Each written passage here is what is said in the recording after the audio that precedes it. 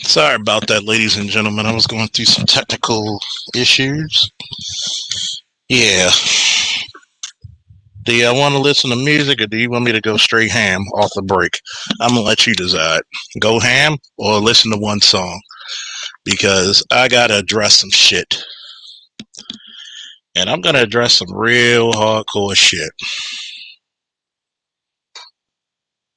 especially when it comes to this guy calling himself the man. Ham it is. I'm getting sick and tired of people taking my profession and my character thinking that I am not what I say that I am. Okay? I don't know too many people who, in my position and my predicament, whether it's being a law enforcement officer, whether it's being a wrestling coach, or anything, I'm going to tell you, anybody and everybody, don't come for me. You might not like it.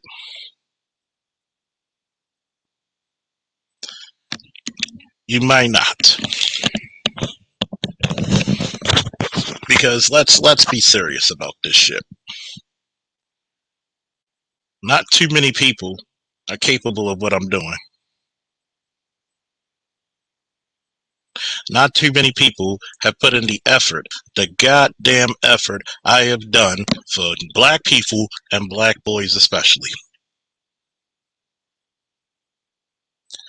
I'm getting tired.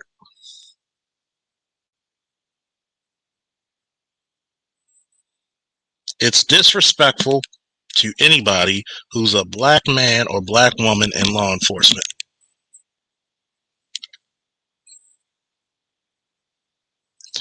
You had the man who wanted to misconstrue and miseducate people when yes, it was the boomers who gave you civil rights. Because none of those civil rights bills came down till after black people burned them cities down. Last time I checked, the silent generation were the ones who would get along to get along. And I don't fault them for that because you had to survive the way you can. But to let this idiot, who's supposed to be an educated man, who really only doesn't like boomers because he took a couple of ass whoopings, that's something wrong. That's just as shameful as me saying to someone, well, we're going to blame your whole generation. We're going to blame everybody there. No, you do not.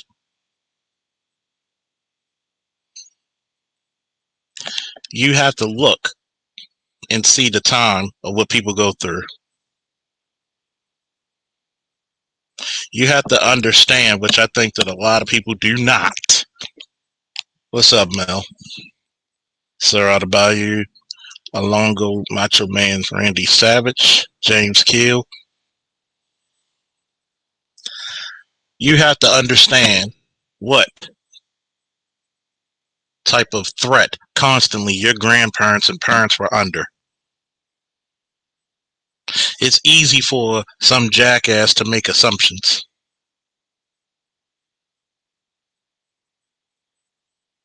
Very easy.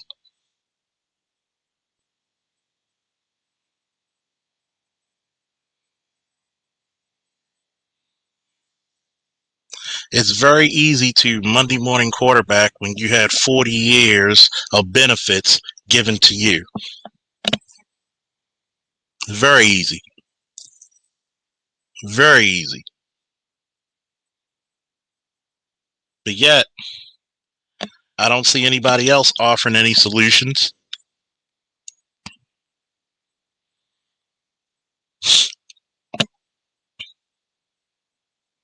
I don't see anybody else coming out there actually mentoring young black boys. But I see a lot of people in these streets shitting on them. I see a lot of people in these streets afraid of them. I see a lot of people in these streets who won't even speak with them. But to go ahead and try to say, oh, Officer Faulkner's drunk every time, let's get that part out the way. I'm a 39-year-old man. I'm a grunt, which means I'm pretty much a middle-aged man. I'm pretty much 40. I'm a grown-ass man. I've fought in war zones, both foreign and domestic. I've been carrying a gun for God and country since the age of 17, through the United States Army to the Baltimore Police Department. What consequence are you to me, motherfucker, and to whoever said it, that, oh, you drunk every time BGS had a hangout? No, I was not. Just because I speak about cognac does not mean I'm always drinking such cognac, does it? You dumbass. And if I was drunk, I'm in the comfort of my house, not bothering anybody, on a live stream, entertaining and educating. What say you? It's funny, before I started live streams, I had more subscribers than people who had full-blown channels. Why is it that everybody takes pleasure in hearing what I got to say than you? But yet, when I'm the officer who's got to confront these young black males that people like you are afraid of,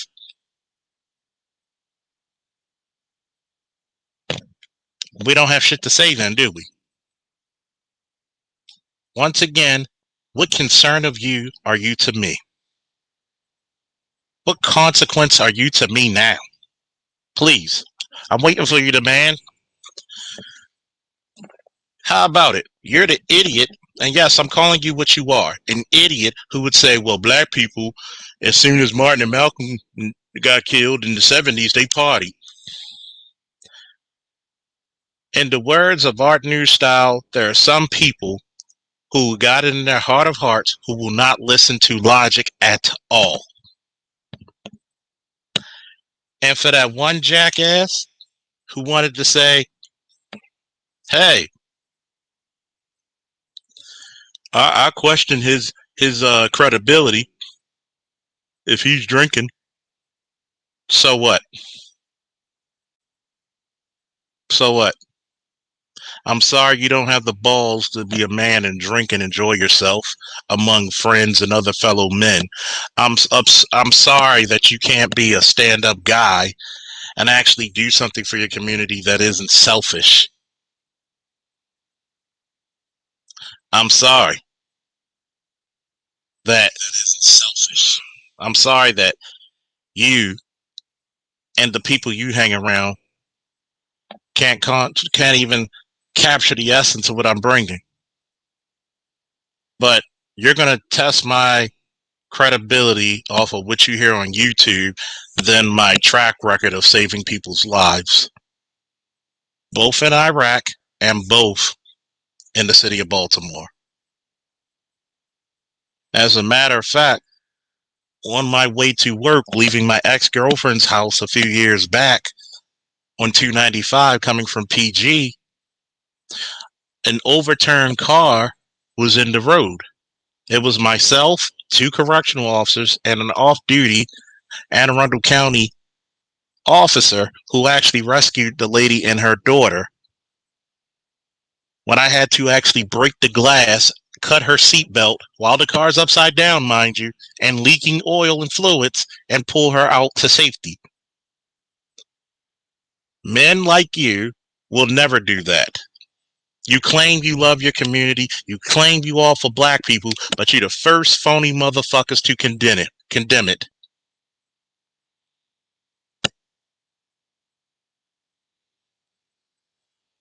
See, prior to Officer Faulkner coming on here, the only goddamn black officers you've seen were a bunch of goddamn coons.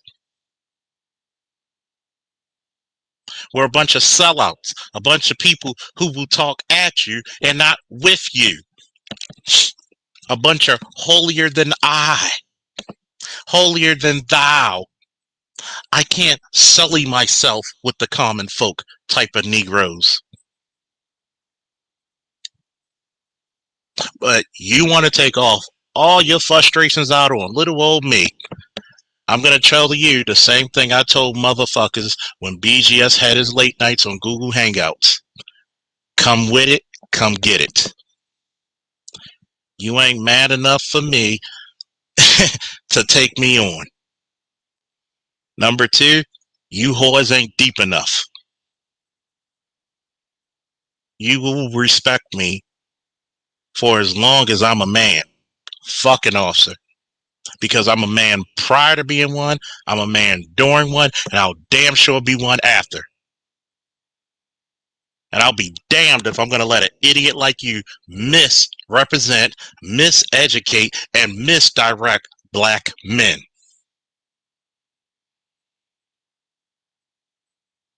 Oh, let's talk about his drinking. So the fuck what? When you running and gunning in the streets of Baltimore, nigga, you would drink even more than me. As a matter of fact, you would probably quit the first day. See, if you ask about Charles Faulkner in the Baltimore Police Department, I hate to say it, but I'm kind of a fucking legend. My buddy Ali, who was working the Baltimore Marathon, was working with an old sergeant of mine, and he said, oh, Faulkner used to knock motherfuckers clean out. But yet, Faulkner was also that guy who took the time to speak to the young men and young women of the community. Faulkner was always an honored guest in any school. And for you bitch ass niggas who hate me drinking, I'm sipping on Crown Royal Apple right now. Do something about it.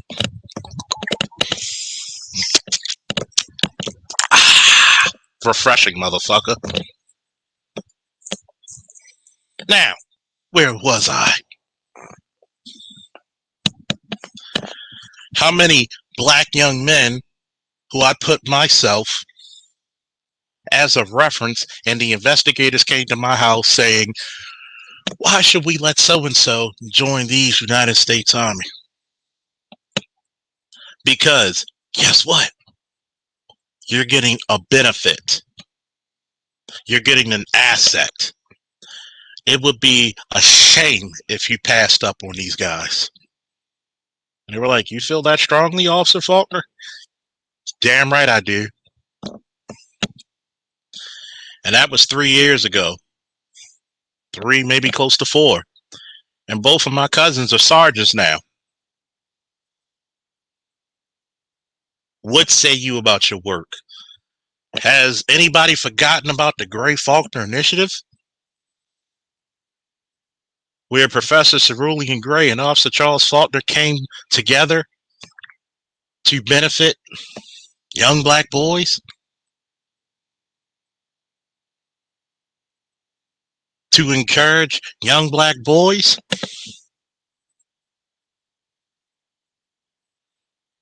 What say you? See, for the short time, if you want to call 6 years a short time, I made an impact. And I'm not bragging on myself. I'm just speaking plain and simple fucking facts. All right? I made such a fucking impact to and for my people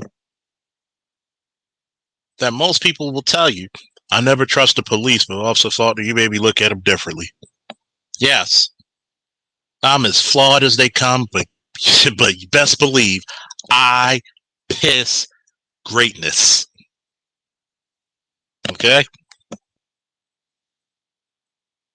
I'm the guy who won championships in wrestling, came back. I don't get paid when I coach. I'm volunteer for 21 years. Volunteer.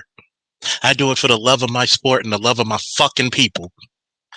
There's nothing better to when you see a young black male who was told he wasn't going to be shit by society and you see him on top of that podium And that galvanizes him to do great things. What says you?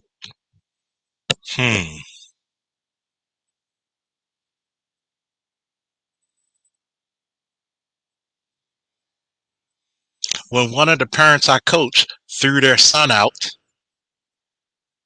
I'm the guy who opened up his home and had to speak to the mother. The boy had to stay with me for 3 months when she was abusing that young black male. But I get these clowns, you're right, Mel, fucking hating ass clowns who don't know me, who won't even take the time to even listen to my material.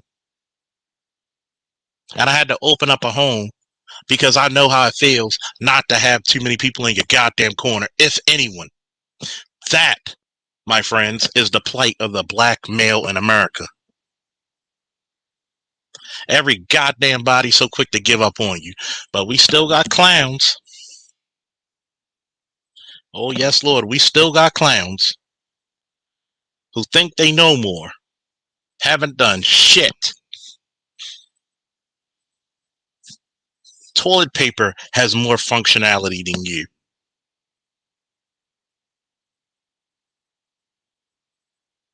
But yet, all these so-called pro-black motherfuckers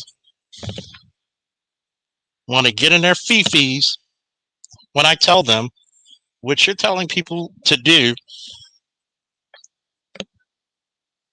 goes totally against military science. How many times have I told you, if you do not command the land, the sea, and the air, which black people strongly do not, you must infiltrate the system from within and make it your own. Does that sound like a viable plan for black people than trying to wage war with the greatest military monster that has ever been created? If black people would have listened to you, you would have gotten us annihilated, put in concentration camps, and public executions. But no. You know what the problem is, Mr. Enforcer, Mr. Bruce Almighty? Shout out to the Enforcer, ladies and gentlemen, as well. You know what the problem really is? This. There's some motherfuckers always trying to ace skate uphill. That's what the issue is.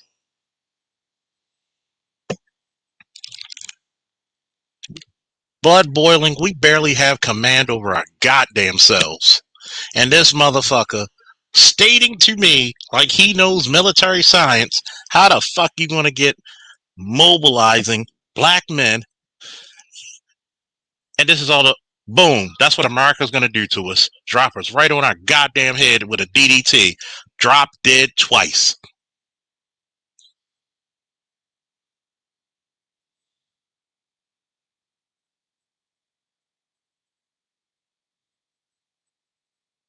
But people like him will get our race killed.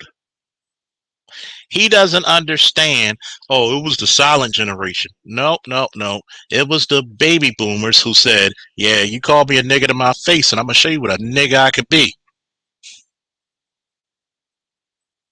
It was those baby boomer parents of mine that said, don't you ever take shit off of nobody. I don't give a... It was those baby boomer parents who told me, you look that white man in the face and he better respect you as much as a man that you are.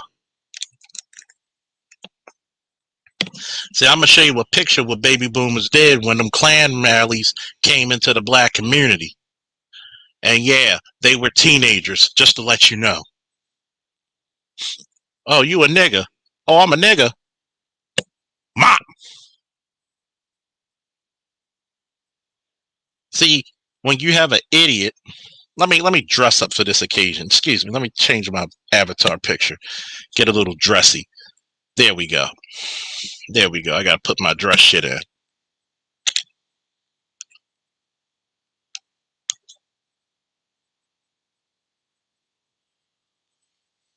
Because let me tell you something.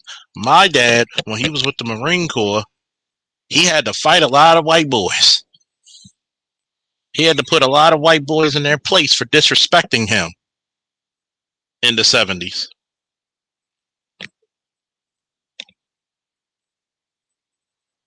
When he was in the last parts of Vietnam, and them white boys tried to send him on missions, he said, well, sir, you coming along with my ass.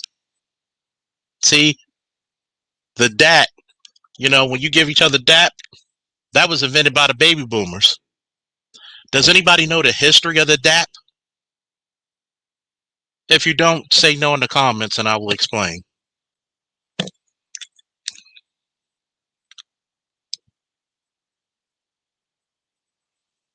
I'm going to tell you something about that. Since we're going to be historically correct. I'm going to tell you the history of the DAP. The DAP was invented during black soldiers and Marines in Vietnam. When you gave another man DAP in the armed forces while you were in Vietnam, that meant you had that brother's back. That means solidarity. It meant solidarity because there were so many racist white commanders who would send black men off to their deaths, and they had to rely on each other to survive. And they say, I got your back no matter what. We coming home. That dap that you see men do when they greet each other, that's solidarity. That's saying you're my brother and you're my responsibility. I am your brother's keeper. But how many people know about the story and teach it? How many live it? But I got some clown, shout out to Art New Style TV, coming on his fucking panel, trying to teach us when we had a goddamn boomer right there, an old school Marine, who did embassy duty, for God's sakes, which is sometimes some of the most dangerous shit you could do in the far east and Middle East, because you never know when there's a suicide bomber or a drive-by or whatever the fuck you got to deal with. But we're going to disrespect this brother who's a fucking Marine, who's raised successful children, and still, after 30 years of marriage, is still with his wife. How dare you disrespect a brilliant, honorable man like that? You sick fuck. But you mad because you took a couple of ass whoopings from your boomer parents. Shut the fuck up. That was part of the game. Sometimes we did so much shit in my generation that parents beat our asses like it was the Olympics. Right, wrong, or in between. It got you on a straight and narrow.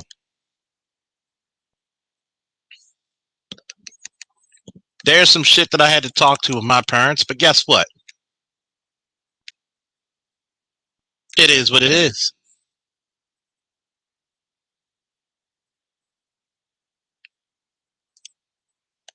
Rael, you're right. You can't expect brotherhood from dudes raised by bitches, and you can't expect brotherhood from dudes who act like bitches.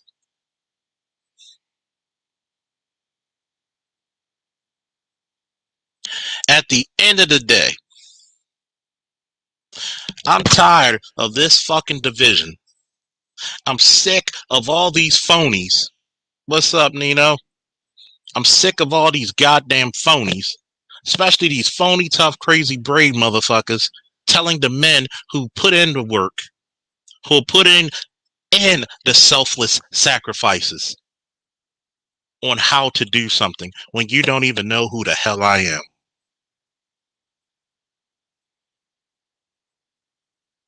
Motherfucker, I'm the guy who, when cops are in trouble, they call to get them out of shit.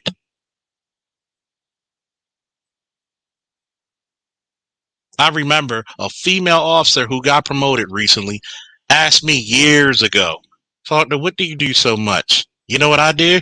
I keep people like you from getting your ass kicked. And she shut the fuck up and said, you know what? You're right.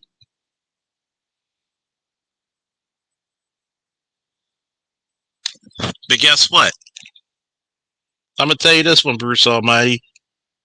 But your father put you in a good damn spot. You didn't understand him until you became a goddamn man yourself. Sometimes you laugh about the ass whoopings. Most of the times you did. Remember that time mom and dad beat our ass because we flooded the kitchen?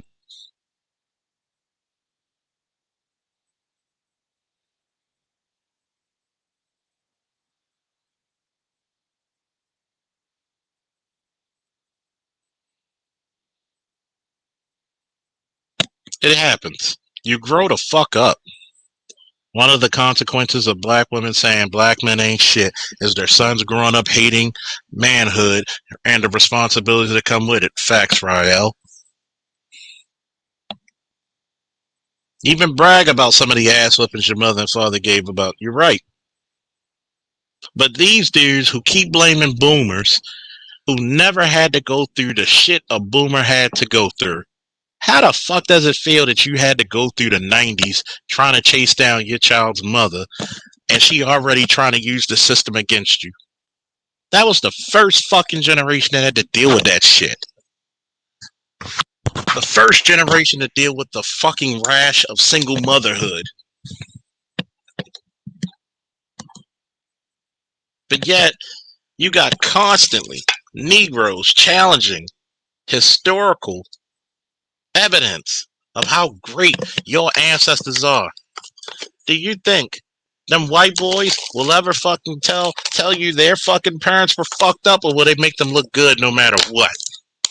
And see, that's the problem I have with guys like you. You go over there to other races of people telling our fucking secrets. People like you end up being the most seditious traitor of them all.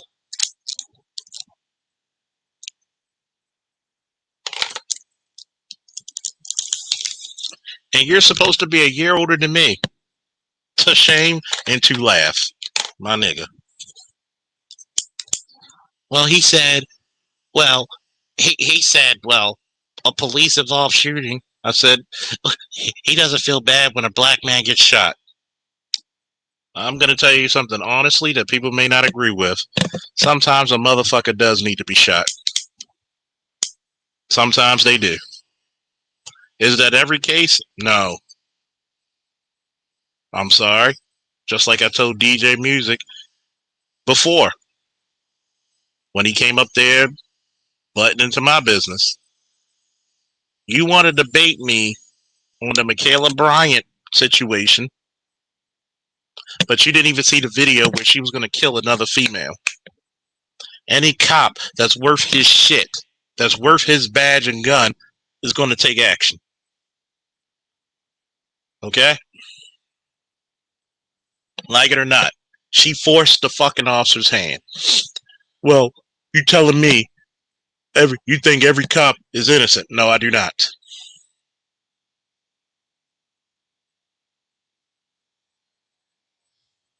You had a cop pulling out a handicapped person today from what I'm hearing. That's not right.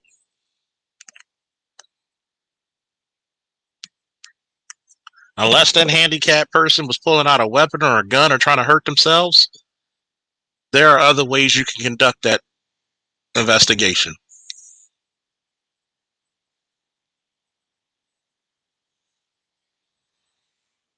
Rael said, being raised by my father taught me a lot about true masculinity.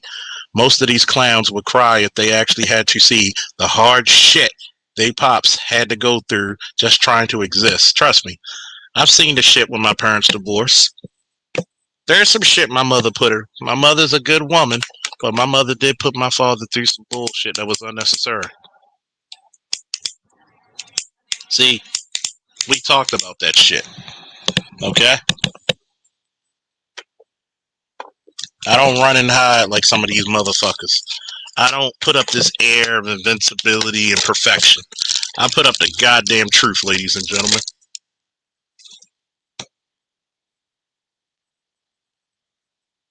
Bruce Almighty said, Rael, absolute truth. Hell, even my dad gets surprised how appreciative I was of him despite how he was.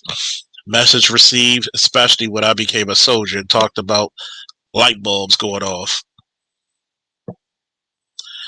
Rael, it's a damn shame when non-blacks look at you strange when they see you exhibit manners.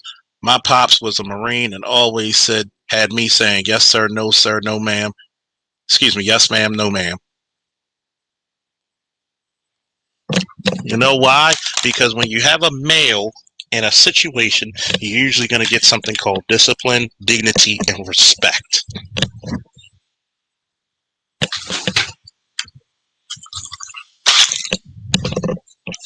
Hold on.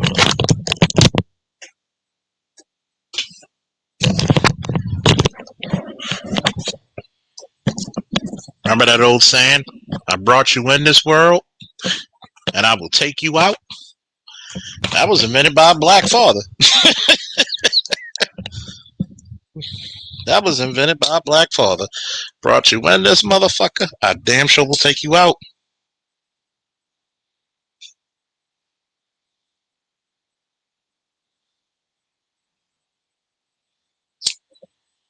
But yet, we got punk motherfuckers here mad at the boomers, but can't even handle or tie their shoes. Ain't that a bitch?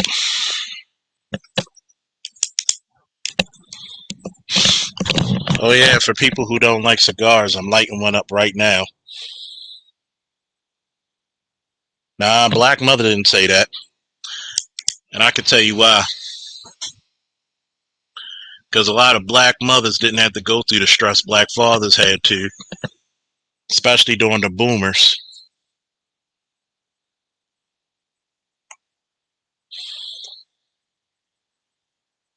Because that black man set the law.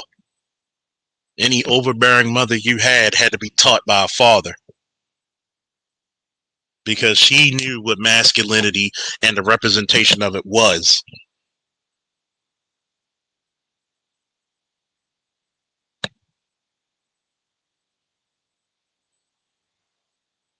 I'm smoking a cigar for some of you pansies who don't like cigars, by the way. You know, real man shit. You know it's funny?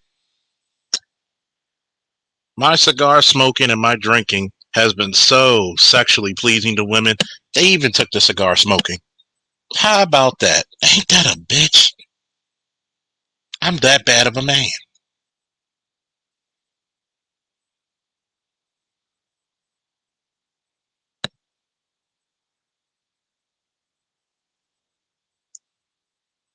I mean, I'm going to stop calling him the man. I'm going to call him the boy. Because that's what he is. He's a goddamn boy. Oh, the boomers. Nigga, you 40.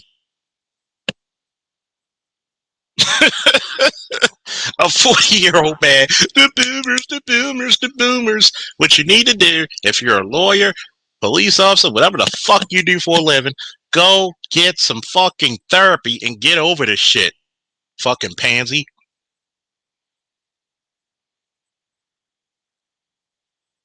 Even the LGBT community would call that some sissy shit.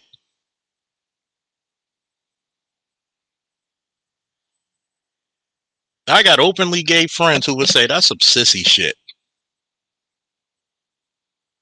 And I like to quote Dave Chappelle. These new gays ain't like the gays of yesteryear. Because when I grew up with some gay people going to school, there was a lot of hardcore niggas who got the shit beat out of them by a gay dude.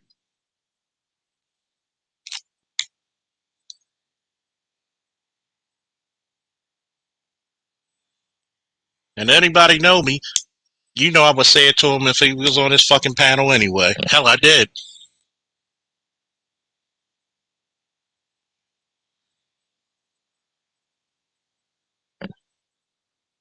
So these new gays that we dealing with, these millennials or Z gays that are so sensitive. Nah, y'all need to go back to y'all forefathers who were gay when being gay was not considered manly. When being a drag queen was not considered manly. Trust me, if you were back in the 80s and 70s or the 90s and you were openly gay or a drag queen, those were some fighting motherfuckers. They will cut the fuck out of you. There are football players I've seen fucking gay men knock flam the fuck straight out. I mean, nigga had hands so nice, we used to call that nigga the Snuggie, because he would put motherfuckers on their ass. Motherfucker had Nitol in his hands. Bip, bip, sleep.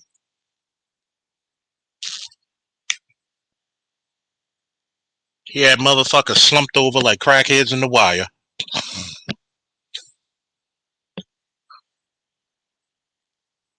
We used to say that motherfucker had lean in his hands because that's the way he left you. But these motherfuckers now, and it's funny that, and I'm gonna tell you what's really sickens me, because I'm going off on my rant. Today I'm gonna make my rant to make the average BGS rant look PG. You know what really makes me sick? Is that a lot of men out there nowadays are grown ass men are more bitch made than any gay man could ever be. At least they will fight for their people. At least they will fight for their rights. A lot of you motherfuckers, if they gave you a $5 raise, you'll shut the fuck up. I said it. I said it.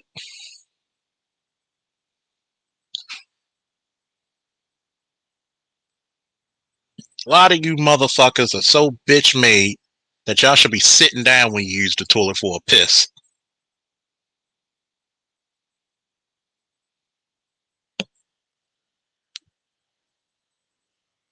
And I'm gonna tell you what, and all the fellas and ladies listening to me, a lot of people got smart ass mouths only because we in the internet. A lot of people would be church mouse if we were in person. And I'm the peaceful one. Okay? But I'm not against stomping a motherfucker out like polio either. See, a lot of Negroes get upset when you can outwit them, when you can outsmart them, when you can outshine them. So he goes on past the $40, you know, on his live stream trying to explain me. And first and foremost, I'm going to ask anybody, how many motherfuckers came up with an initiative for young black boys?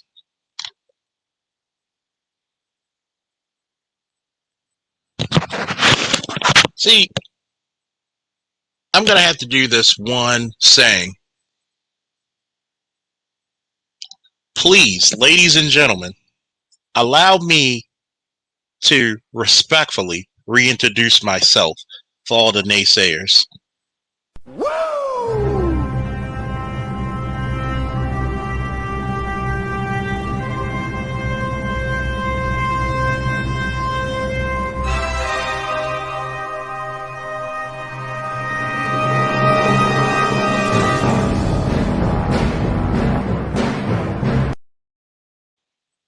Yeah. I'm that motherfucker that's got to go to a person's house before I was injured, of course, and try to make a better day out of someone's day, regardless of how my day went. Whoa! Damn right. Ryle said, I listen to these dudes sometimes and I don't fault their dads for leaving behind such a weak specimen.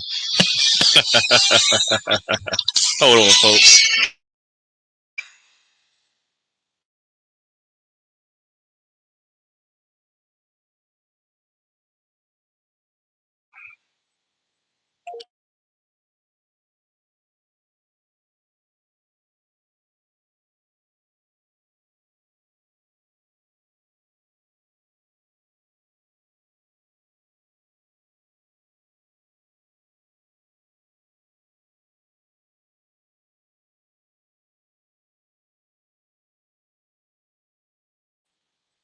I'm back.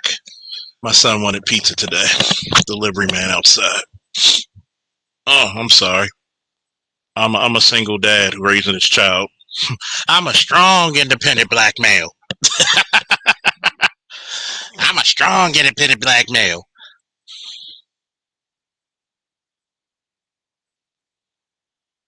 Besides my mother, my son's mother, my ex-girlfriend, which is his best friend's mother, and all kinds of women.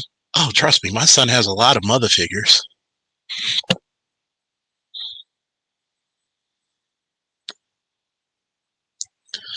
Let me get back to reading. Many of these dudes don't know their fathers and would be ashamed to claim their sorry asses. Exactly. But let's get back into the nitty gritty of this shit. I want to take everybody back a few years on BGS's panel. You know, one of those panels I was scotch drunk, but let it be known, even when I'm drunk, I'm still smarter than you. Oh yeah. You might have heard about this person. They were named Darkseid, aka Cynthia G. You might have heard of that person. See, it was one of those times in the manosphere where they had a hit list out on content creators in the black manosphere.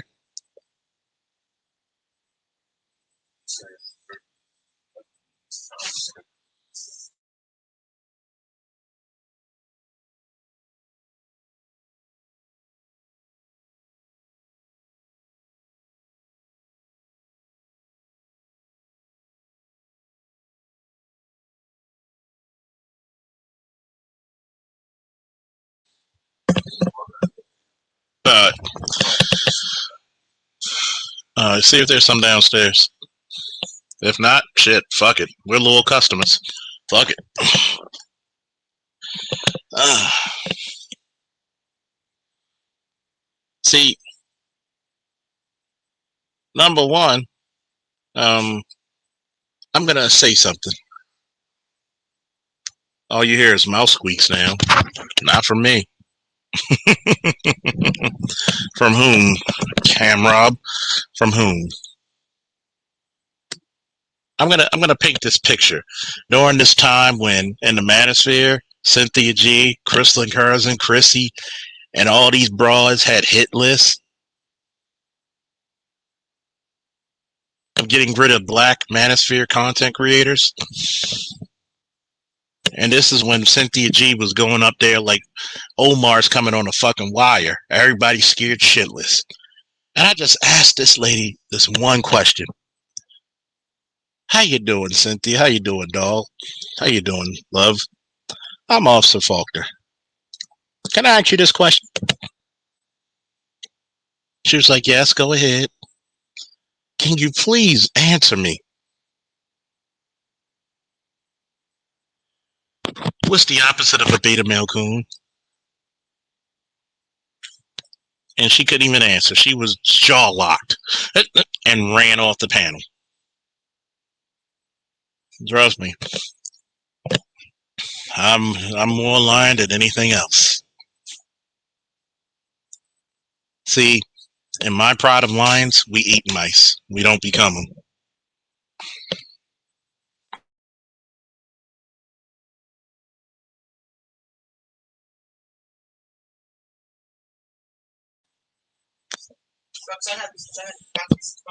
No, that's called being greedy. Eat what y'all eat the first damn box, boy, and put both boxes downstairs. Get a plate, wash off a plate, and eat a slice till you're full. God damn. I'm sorry. Some of you might get offended. That's how black fathers talk to their kids. Fuck you. But to this comment here, I'm going to let you know something. I am more lion than anything else. We eat mice in my pride. We piss on the unworthy. Okay?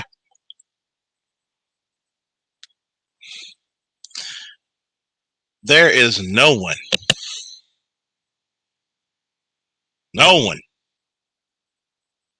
who went harder before he even started the channel than me. Especially that time we went to other people's channels to debate them.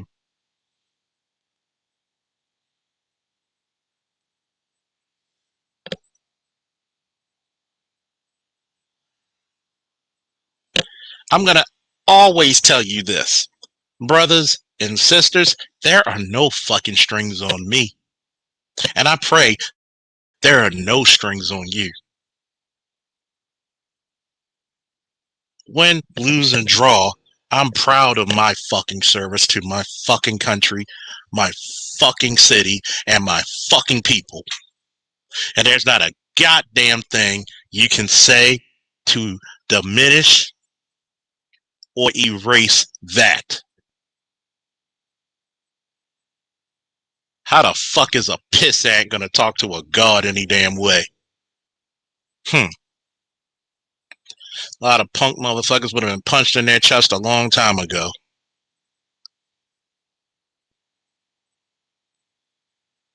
Motherfucker, a lot of brave motherfuckers on these internet streets will be calling a guy like me to get these niggas off their ass in front of their door.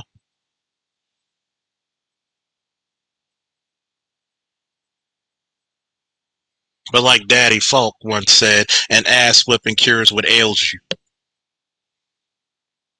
I'm going to say it again for the Negroes in the back. An ass kicking cures what ails you.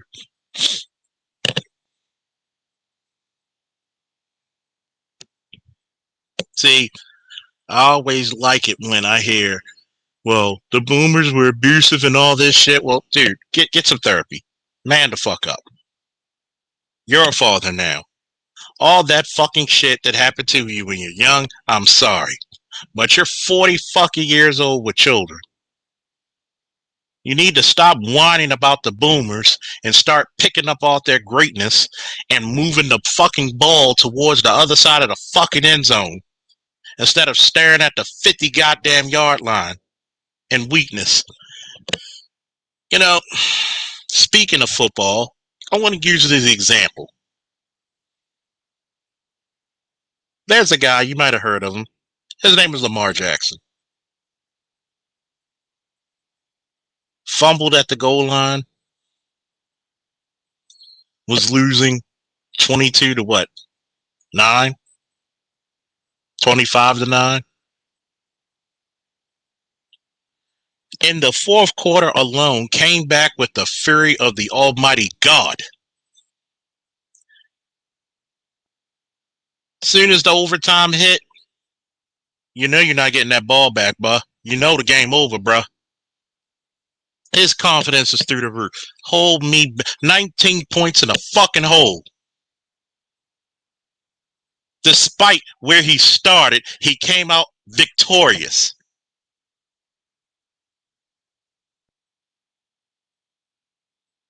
That's how black men had to do ever since we came out the fucking womb. We had to be twice as good to get it, 3 times better to keep it, and 4 times better to even get acknowledged. I need to hook up my sound system so I can do the explosions like Gigi does. But the lessons you can learn from Lamar is that his mentality and the way he's seen it overcame what it was. Well, John Elway couldn't run like that either, so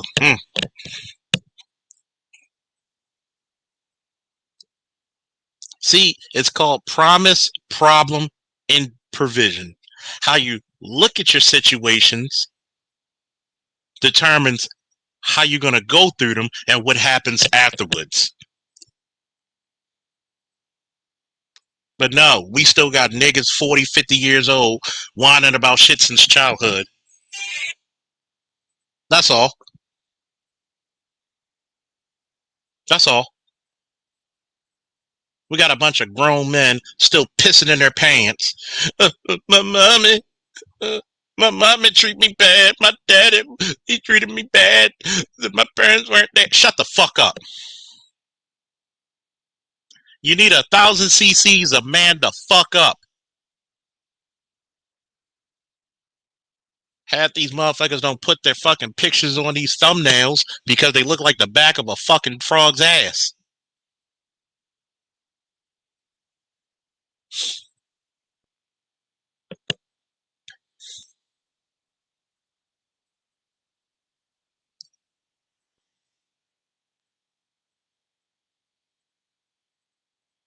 See, too many of these brothers out here whining and crying over pussy when pussy's the reason why you got into your fucking up situations in the first place.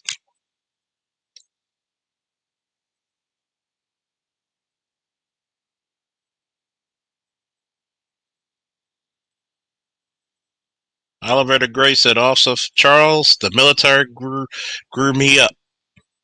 You didn't have the option. It's dangerous, and get the job done and keep rolling. Exactly.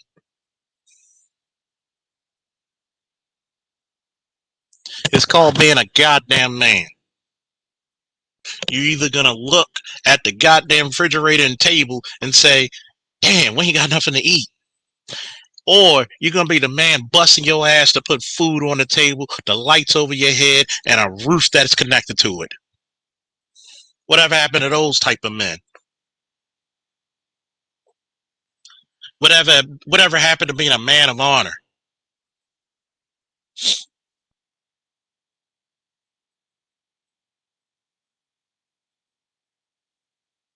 See, I'm gonna say this, and this might be some cocky shit to say.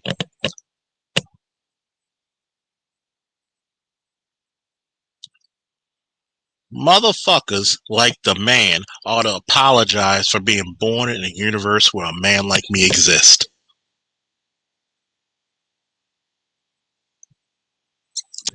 You're upset because I told you, and I told you very well.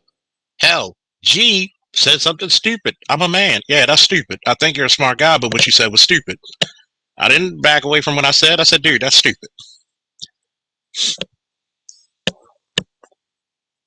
I like G a lot. Just like if one of my friends hear me say something stupid, dude, we love you, but that was stupid as shit you said. That's how men are. You're upset because you think that all that black people did after Martin and Malcolm were slain, executed, assassinated was party. You gotta be a different type of Negro to even believe that bullshit. If you got a college degree, my nigga, you need a refund. Because obviously you didn't research shit. There's a known reason why the boomers were the reasons why you got civil rights.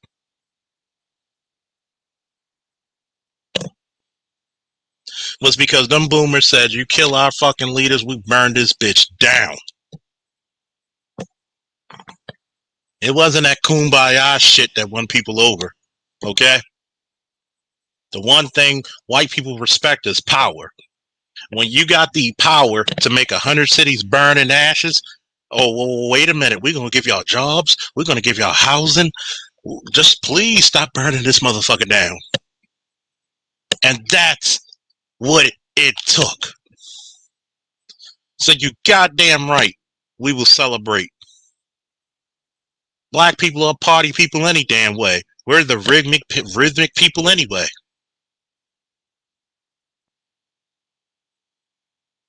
We love good music.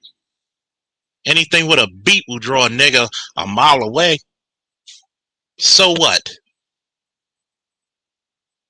Do you correct them white boys when they say the South will rise again? No, you don't.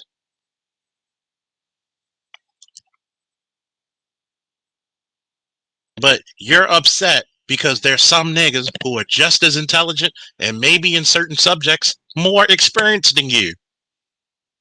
I'm not upset talking to Dr. T.S.on Johnson about cultural studies if that's what the man been doing for over 30 fucking years. I'm not upset with Dr. Dunbar as he's been in pharmacology for goddamn how many years? Nicole Ali with a PhD in biochemistry.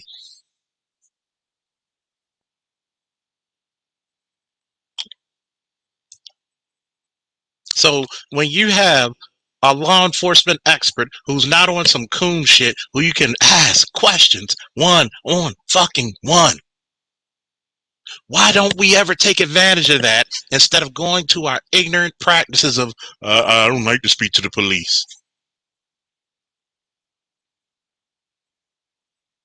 Did you know when it was community meetings, they asked for me and no other officer?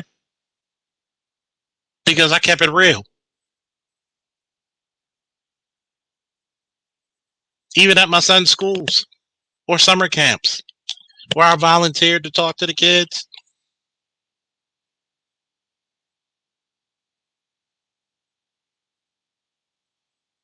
Even at my old high school that I won 4 championships for in wrestling.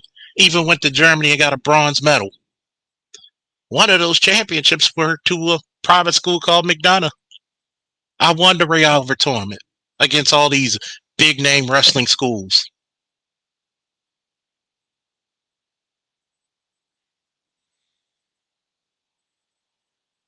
See, people like me, we are black excellence given form.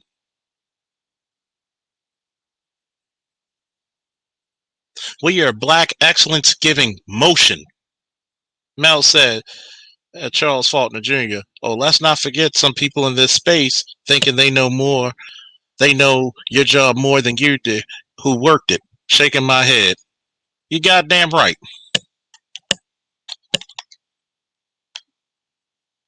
That's the reason why I came up with the saying, such and such, are you black? Yeah. I could tell because only black people argue with the goddamn experts. Too many motherfuckers trying to say and will say these ignorant ass statements. But you would rather believe the sensational lie over the simplistic truth any day of this week. You'll do it. You'll do it in a jiffy and in a heartbeat. And I'm going to answer this question that was asked on Passive $40. Yes, black officers protect the goddamn community. Yes, it's usually the black goddamn officer who's from the community who looks out. Yeah, you got a few assholes who don't, but it's always that black man who empathize being a young black man trying to find his fucking way. See, I'm tired of all you stupid motherfuckers never telling the truth about how many times an officer saved your goddamn life or kept you out of prison. He might have had to yoke your dumb ass up, but he didn't fuck up your fucking record.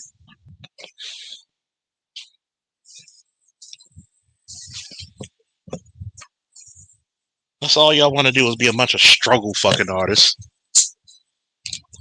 You never talk to that officer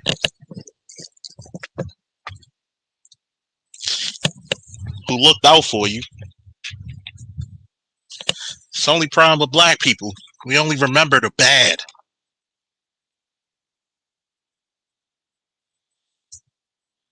How many times it was the black officer who was the arbitrator?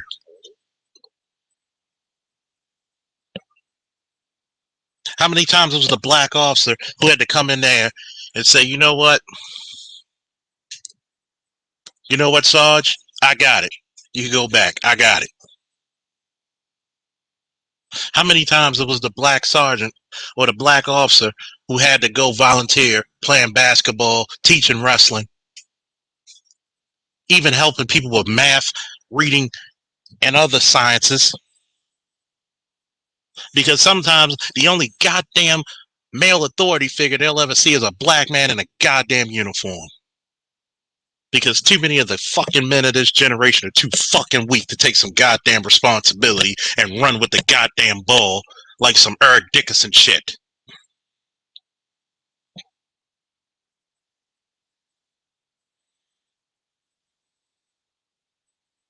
I'm not surprised below average intelligence discussions happen over there. Not at all. What's up, Shonda Bay? She said also Faulkner and all in the chat. Good evening. Hope all are well. Listening in the cloud, stuck in traffic. Hopefully you get through there safe. See, I got brothers like, the Lieutenant Terrell Hall, his younger brother, Officer Joshua Hall, and Correctional Officer Leon Stokes. Leon Stokes actually was one of the guys working corrections who actually spoke to some of these young black men when society gave up on them and said, you can make a better life. Why don't you take advantage of these classes? And they said, one guy said to him, I'd like to thank you because you were the only person that kept me going in these classes, and you were the only one.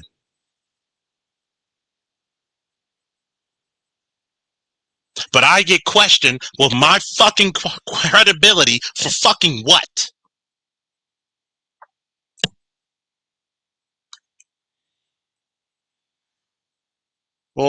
Blood Boiling said the gender bias policy exercised by law enforcement when it comes to domestic violence and self-defense situations might be one of the reasons why males distrust law. See, it took officers like myself because we had to investigate, and there was a lot of sisters being arrested for domestic violence. Check the stats. 64% of domestic violence in the black community, guess what? That was by black women. A lot of black women started to get arrested because we started investigating and got rid of those gender bias. It took brothers and some really good-hearted sisters to understand and change the practices.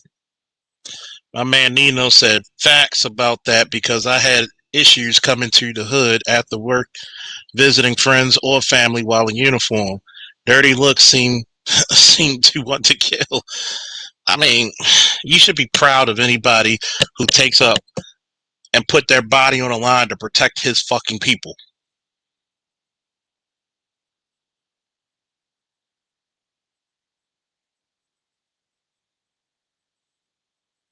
See, a lot of people don't understand that because a lot of black men were being thrown behind.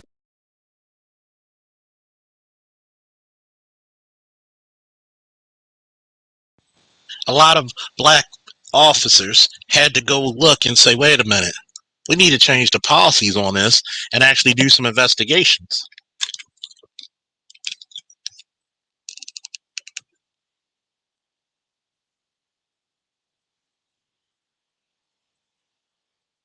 If anybody feel like donating, the Cash App is in the chat, and it's actually on the ticker.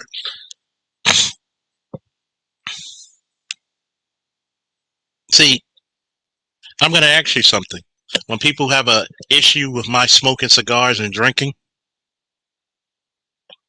once again, I'm grown. Do what the fuck I please. Not bothering you, you don't bother me. Number two, drinking is a coping mechanism as long as you don't abuse the liquor, my nigga.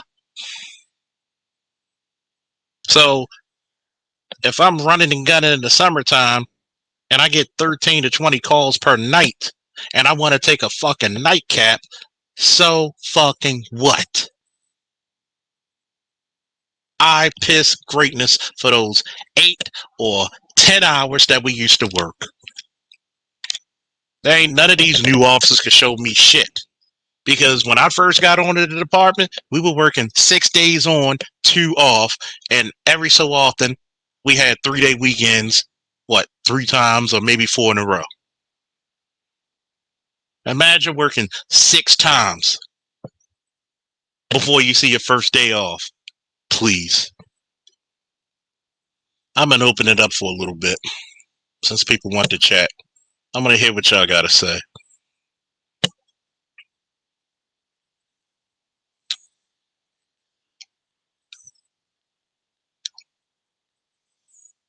And Pastor Dollar wants to come up here. Cam Rob, Bruce Almighty, Nino. You want to come up there? I know the man's media network. Oh, he's here. The link's right there.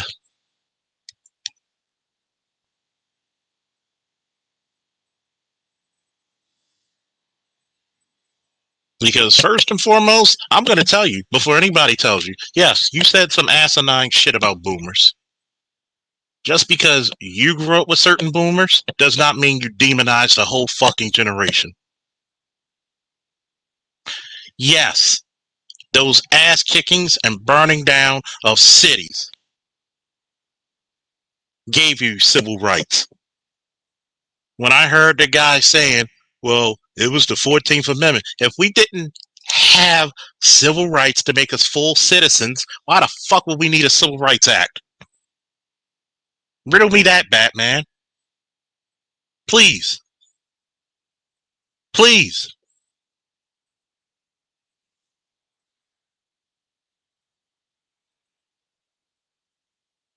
Hold on, PKML. What's up? How are you today, sir? I'm fucking jovial. Jovial. Awesome. Freaking awesome. All right. So, first off, I didn't know you had a drinking problem. I don't have a drinking problem. No. Okay. But I didn't know. I didn't know you drink at all. So, let me ask you this question. Is it uncommon for a man over 21 to drink an alcoholic beverage? Well, it's very common, but I don't drink. That's you. But is it common? No, I said it's very common. So, what description of a drinking problem do I have? Well, I like I said, I didn't know that you had one. No. We're gonna go. I said I didn't know that you had one. You said you didn't. I said okay. So, what will make you think that I have a drinking problem? Because it was mentioned that you do have a drinking problem. When do I have a drinking problem? I don't know. You said you didn't. So I'm not allowed to drink. So wait a minute. No. You're not going to overtalk. You're not going to overtalk me. No, I'm asking. We're conversing. I'm going to ask you something. So, one, if a man chooses to drink on a live stream, that's his choice, right? Oh yeah, we all have choices. So if a man can function without alcohol for several days, several weeks, several months, does that man have a drinking problem? Well, I wouldn't say that he does. So that's me. I don't have a drinking problem. Well, Do I enjoy 5 cognacs and cigars and hanging with my niggas? You goddamn right. No shame in it. Not ashamed. Okay. We'll drink a man at their table if he chooses.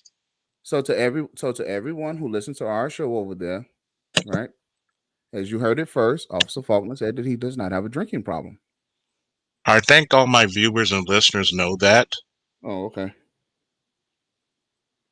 Because we do come up there, and we do like to have the saying over here because we like to be multifaceted men, and we like our cigars. We drink our liquor and hang with our niggas. We proudly do that. Okay, so Officer Faulkner, I'm going to tell you something. I have a legal background. I know. Okay, I have a legal background, and all of these attorneys out here that you might know in court, right? I whoop their ass in the courtrooms. All right. So you said that you didn't have a drinking problem, but you do tend to drink. That does not define drinking problem. That's like saying. So now the next question is, how often do you drink, sir? Whenever I feel like it, sir. Whenever you feel like it. Is that once a day, twice a day, 3 times a week? How often? Whenever. It's called various because you're not going to play verbal judo with me.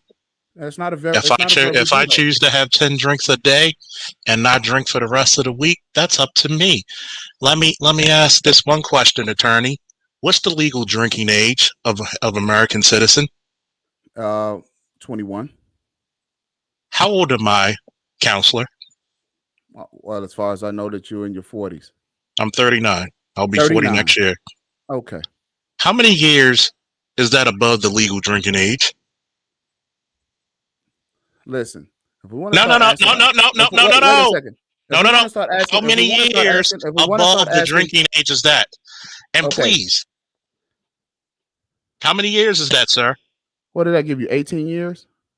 We'll take that. So that gives you 18 years of alcoholism. Who said I have So alcoholism? here's So wait a minute. So wait a minute. So wait a minute. So wait a minute. Started drinking hold at on, 21, hold on, counselor. Hold up, counselor. Hold up, counselor. Who can determine alcoholism? Your liver determines that. No, no, no, no, no, no, no. Who determines alcoholism? Your liver determines. Is it that. a person with a JD or MD? With an MD. Do and you your hold, liver, your do liver you hold determines that. Yeah, my livers get checked all the time. They're the same way as a 20-year-old's. So yeah, okay. let me ask you. So says the alcoholic. Let me ask you this, counselor. Who says that he don't have a drinking problem, but he's been drinking for at least 18 years. You can have a drink for one day or 1 month every month of 18 years. Does that mean that person has a drinking problem? No. How many alcoholic beverages do you have a day? How many alcoholic beverages do you have a day, officer? Hardly any. So hardly any. If any. So let me ask you this one. Wait a minute. Let me interrogate you. What is your background in medical science? I have an extensive background in medical. No. What degree do you hold in the medical science? I don't hold a degree. So who are you to determine if my kidneys are healthy, which they pretty much are? Do you hold any degrees in psychology? Okay, so let me answer the question. Either answer the question or leave. Because I want to tell you how. Question. This is the reason why I don't come on your show. No, answer the question. This is the reason why I don't come on your show. Now you're trying. Because you sound like the Roger Report. No. You sound like the Roger Report. I don't sound like the Roger Report. I'm Charles Faulkner. Answer the question or leave. No. Guess what? Because you're not trying to answer. You want everything to go your way. That doesn't work over here. Sorry, because what you're doing now is deflecting, Wonder Woman. Look, what we're not going to do is verbal masturbation. You're deflecting. That's what we're not going to do. What you're doing is masturbation. Nope, not a deflection. That's what you're doing. You're trying to intellectually masturbate, and you're still coming up short. Slaves did not have an engineering degree, yet still they built the damn country. So, in other words, answer the damn question. Do you have a degree in psychology? Nope, I don't. So, how can you tell alcoholism if a person rarely drinks, or they drink the weekend? Because an alcoholic discount their drinking habits. An alcoholic is not defined by that. Oh no, not defined by it, but that's what alcoholics. That's what alcoholics do. Define alcoholism. An alcoholic will tell you how many times do you drink. Define alcoholism. Okay. Define alcoholism. So you're an alcoholic, but you don't have a drinking problem. You're assuming. Not assuming. You're assuming. We all know the traits. Hey, how have you been to an AA meeting? Have you? Nope. Don't need it. And you don't need it, right? That's what alcoholics say. You're assuming, and you're making an ass of yourself. Okay, let's move on past that. So wait a minute. Were you abused as a child, and how long were you abused? No. You asked the question. No. You asked the question. No. Answer the question because you do not like. You asked the question. Was I abused as a child, and how long was I abused? Right? Were you abused? And I would say all of my life. How?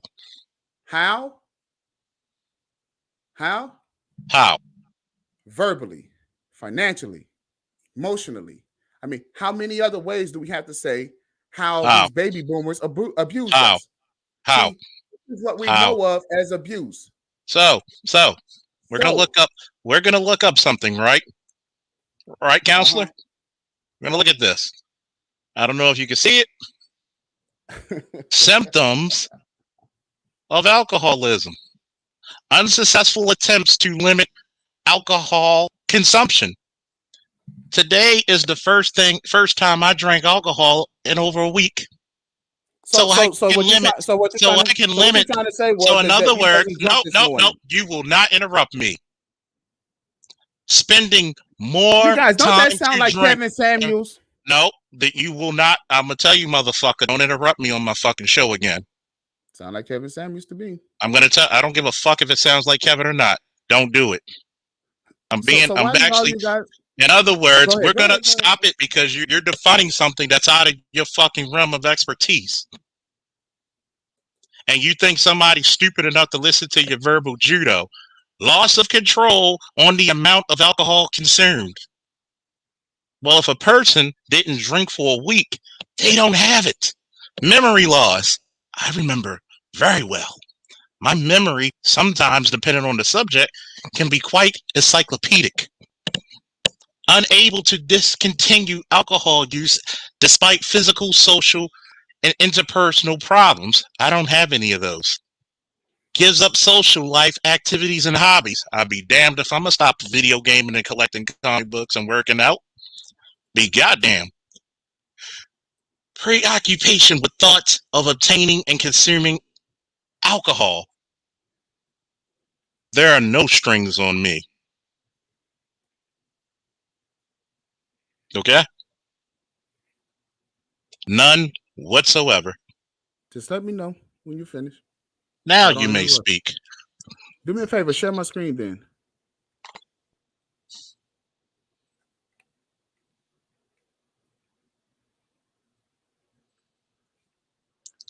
You see, this is the problem with the people in the manosphere. They don't listen. I said you have traits. I don't have traits. You just called me. No, you just said I'm an alcoholic. Being an alcoholic means you have traits. That means you have full-blown alcoholism. Wait a second. I said you had traits of an alcoholic.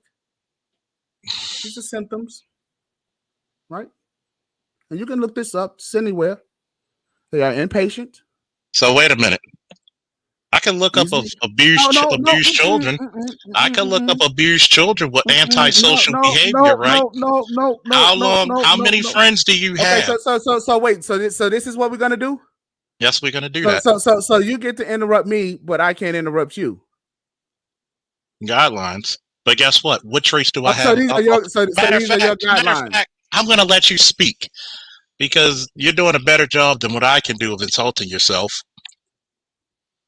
But here, ever since you heard somebody call you an alcoholic earlier on our show, you have become nothing but one thing.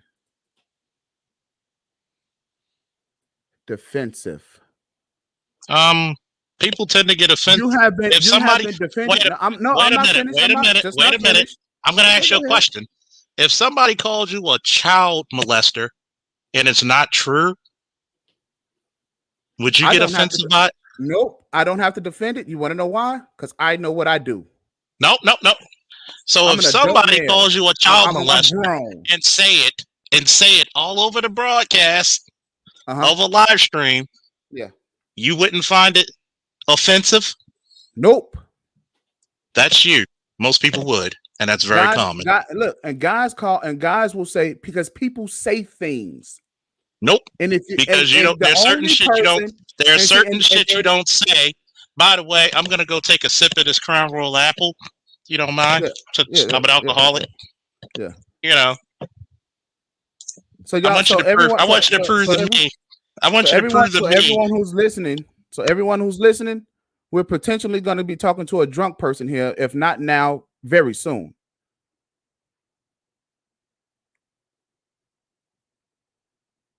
Crown Royal apple. 18 years of drunkenness. But just not alcoholic. Okay. You must be a terrible lawyer because you do assumptions a lot. You the one said that I just said potentially we're gonna be talking to a drunkard. How tall We're are gonna you? be drunk. How tall are you? Tall enough. How tall are you? How much do you weigh? I weigh enough. So when it's your blood alcohol content determines how much you can drink. And if I'm not drunk, here we go. So wait a minute. No, we're going to go by factual science. Because right now you sounded stupid. Just because a person takes a shot does not mean they're drunk, nor do they have alcohol.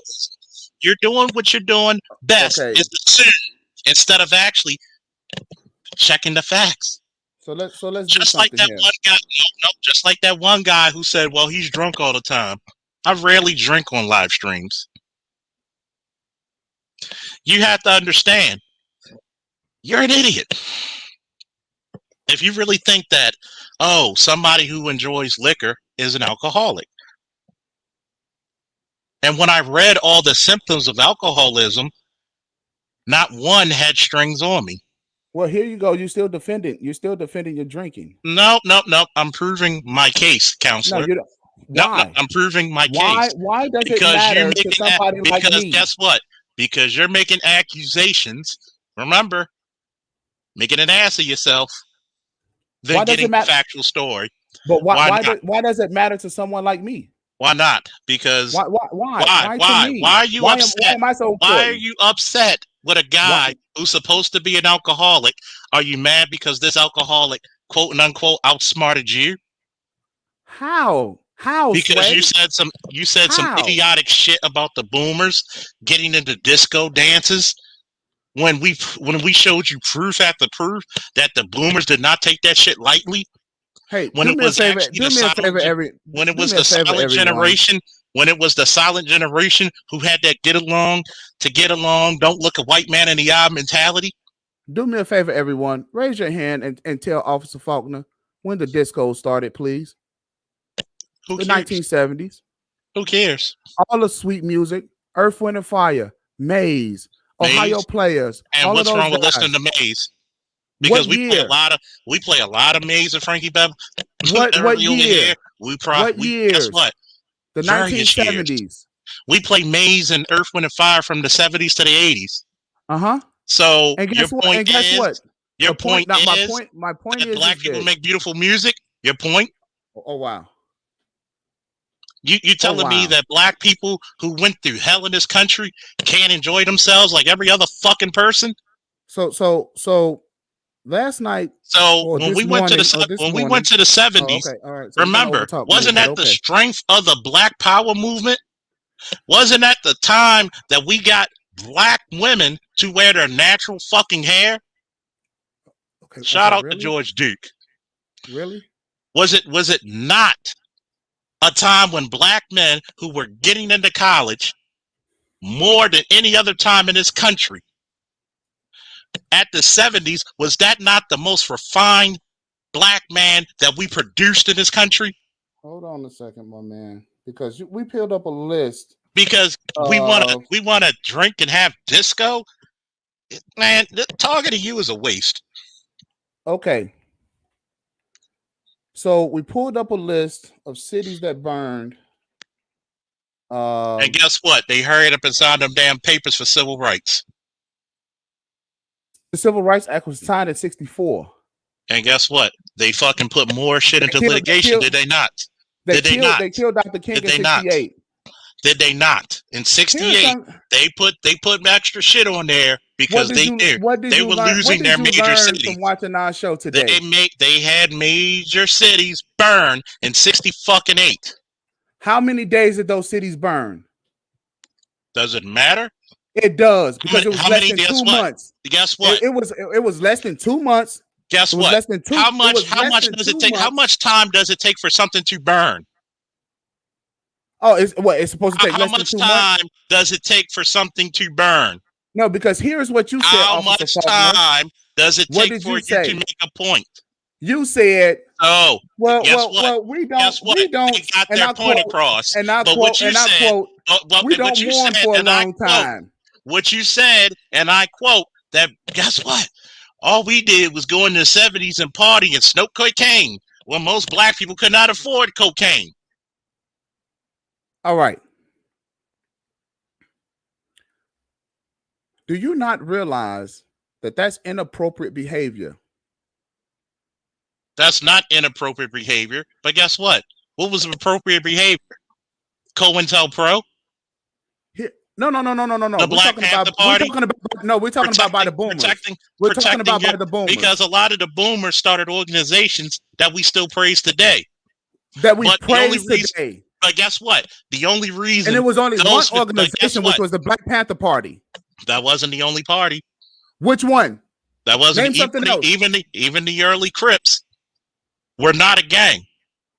They were community protection against racist police. But I'm gonna tell you what. I'll tell you what. The only reason it became a bastardized version of what it is today is because of government interference. Just like the Panthers, just like the Civil Rights Movement. So you gave us one. Just like Garvey. And I'm going to tell you something. And you gave us none.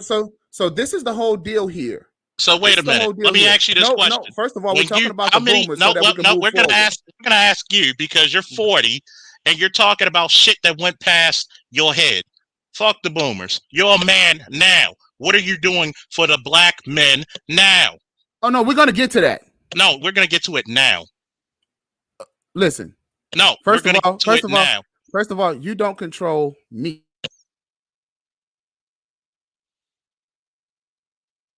I'm going to mute you. You can unmute yourself, but guess what? Why can't you talk about what you do now? Okay. Because the boomers gave you the fucking torch. So let's address this, because if we're not going to address it so that we can move on, then what's the use of talking? Go ahead. All right. The inappropriate behavior by the boomers, and we can say hindsight, and just like what Dez said last night. Is it all boomers or some? We just look at them as an entire generation. So let me ask you this question, attorney. Would it be fair to look at millennials and say they dropped the ball when it came to education? Well, we are dropping the ball. And so this is the reason for the conversation.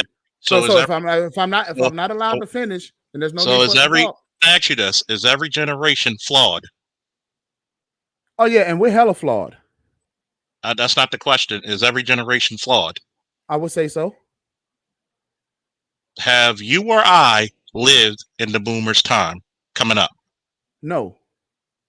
So there will be different ground rules to coordinate through life, right?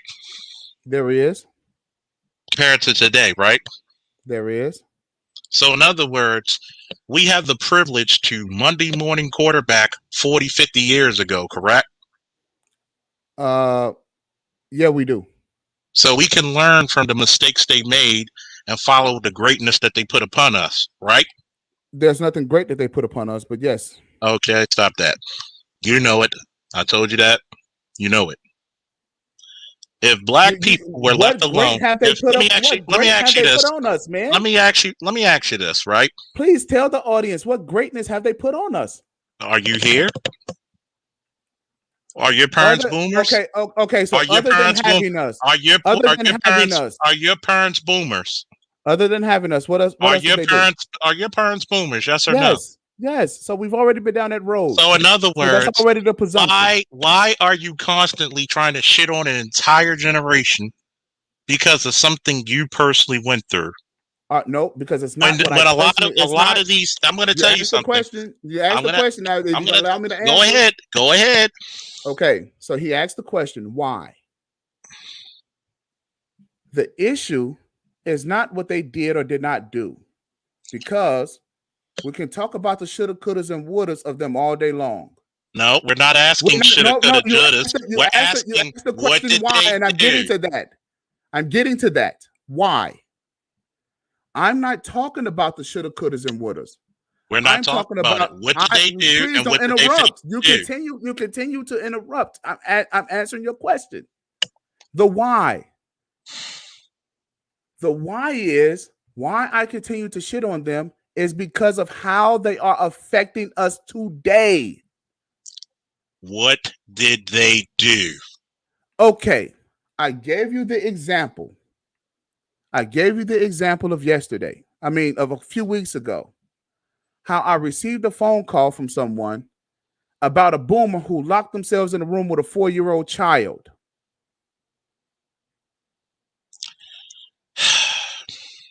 And to top it off, what did they do? We have a ton of guys, even in this manosphere space, who have been sexually assaulted. And now we have to deal with that. Counselor. Because they're not doing anything about it. Counselor. So we as millennials, you and I, we have to take on that brunt, and we have to fix that problem. Counselor, if a black man robs a bank, okay, is that a reflection upon all black men? You're talking about the individual. No. That one dirty bastard. Depends that one on pervert. Depends, no. Depends on who's that looking one at it. Pervert. No. Does that reflect upon every black man in this country?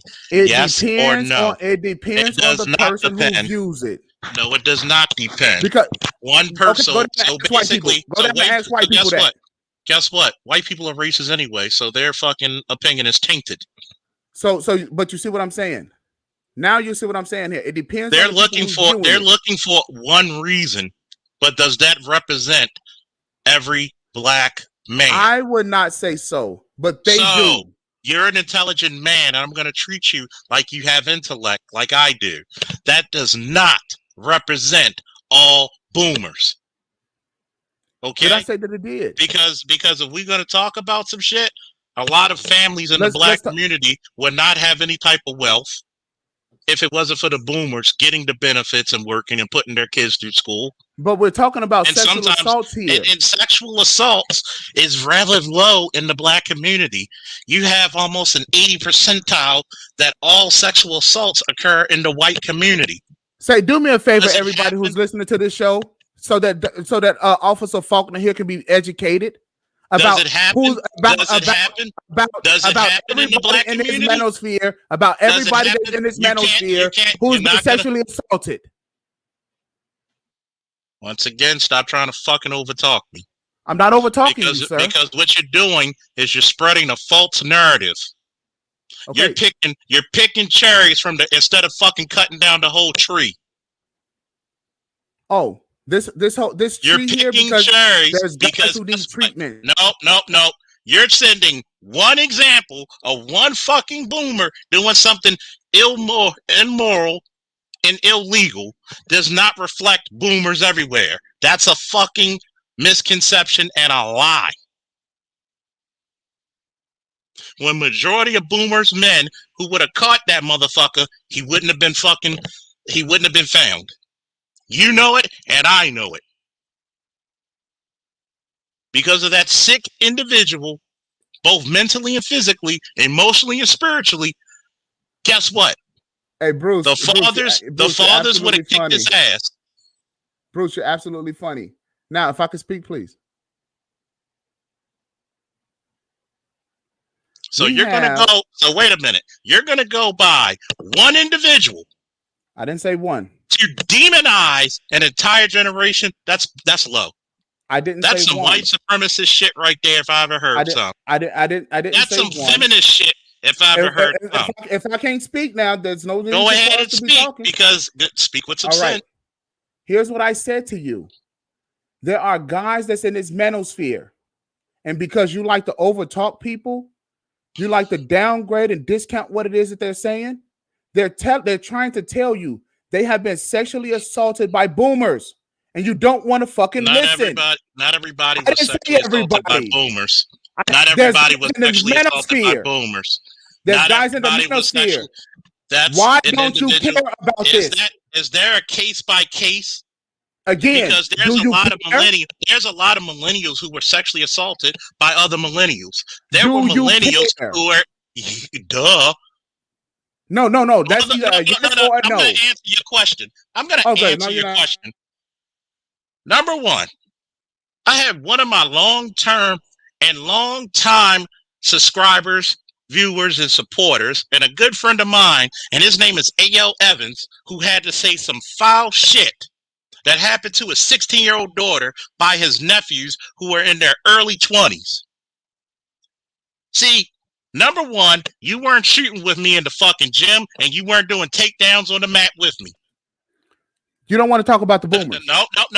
You're going to stop right there or get off my platform. You weren't on my channel when we had to What's talk with the this man. You're not going to come up here trying to rule shit. We're talking about you and your bullying tactic. No. We're not bullying, but we're not going to hear some fucked up shit. Why don't you? We're not going to hear some fucked up shit. You don't care about because you're doing. I don't care about these people, motherfucker. Nope. Please, you can get the fuck off my panel right now if you're going to keep saying some stupid shit like that. When because I do nothing but care. Issue. Then let's address the. I'm going to pull you back up in a minute. You don't want to address the issue. You want to have fucking say over a total generation. Sexual assault by anybody is wrong, regardless of the generation, regardless of the race, regardless of the fucking gender. Stop that bullshit. If I'm on here telling young black brothers when they got a good woman, stay with that woman. If I'm here telling my brother A.L. Evans not to do something that he will regret because his daughter needs him now, who the fuck are you to talk about just one? But you don't spend any time over here because you got that holier than fucking thou attitude. Just because you have issues with boomers, and God knows I have my issues with some of them too. I will never throw an entire race of people down the drain like you. I don't bully. I beat up bullies. I'm the motherfucker that comes in this manosphere when there's a Cynthia G, a Crystalline Curzon,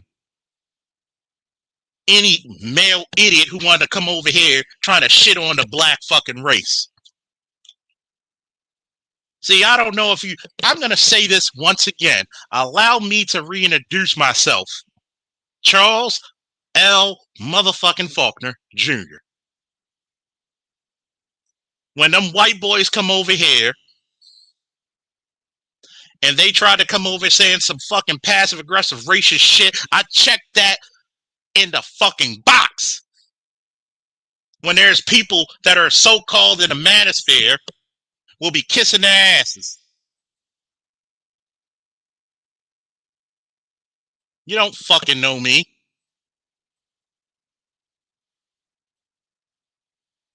And if you're on that stupid shit where you just want to cherry pick shit instead of cutting down a whole tree of sexual, physical abuse, don't come up here.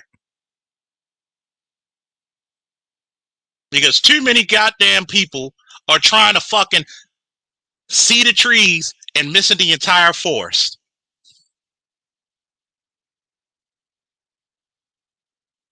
And these guys do. No, you whack your shit for that stuff.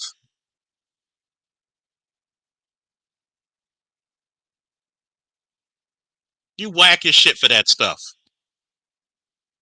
Then you're going to try to say, you're an alcoholic. An alcoholic has a dependency. I'm dependent on nothing but my ancestors' creator, my friends, and my family.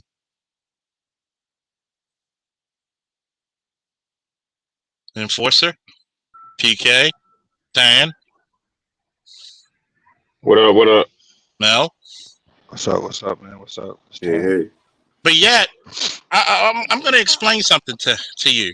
I'm going to bring them back up. Don't worry. But I'm going to explain. How's it going, gentlemen? How's it going? What's up? I'm going to explain something to people.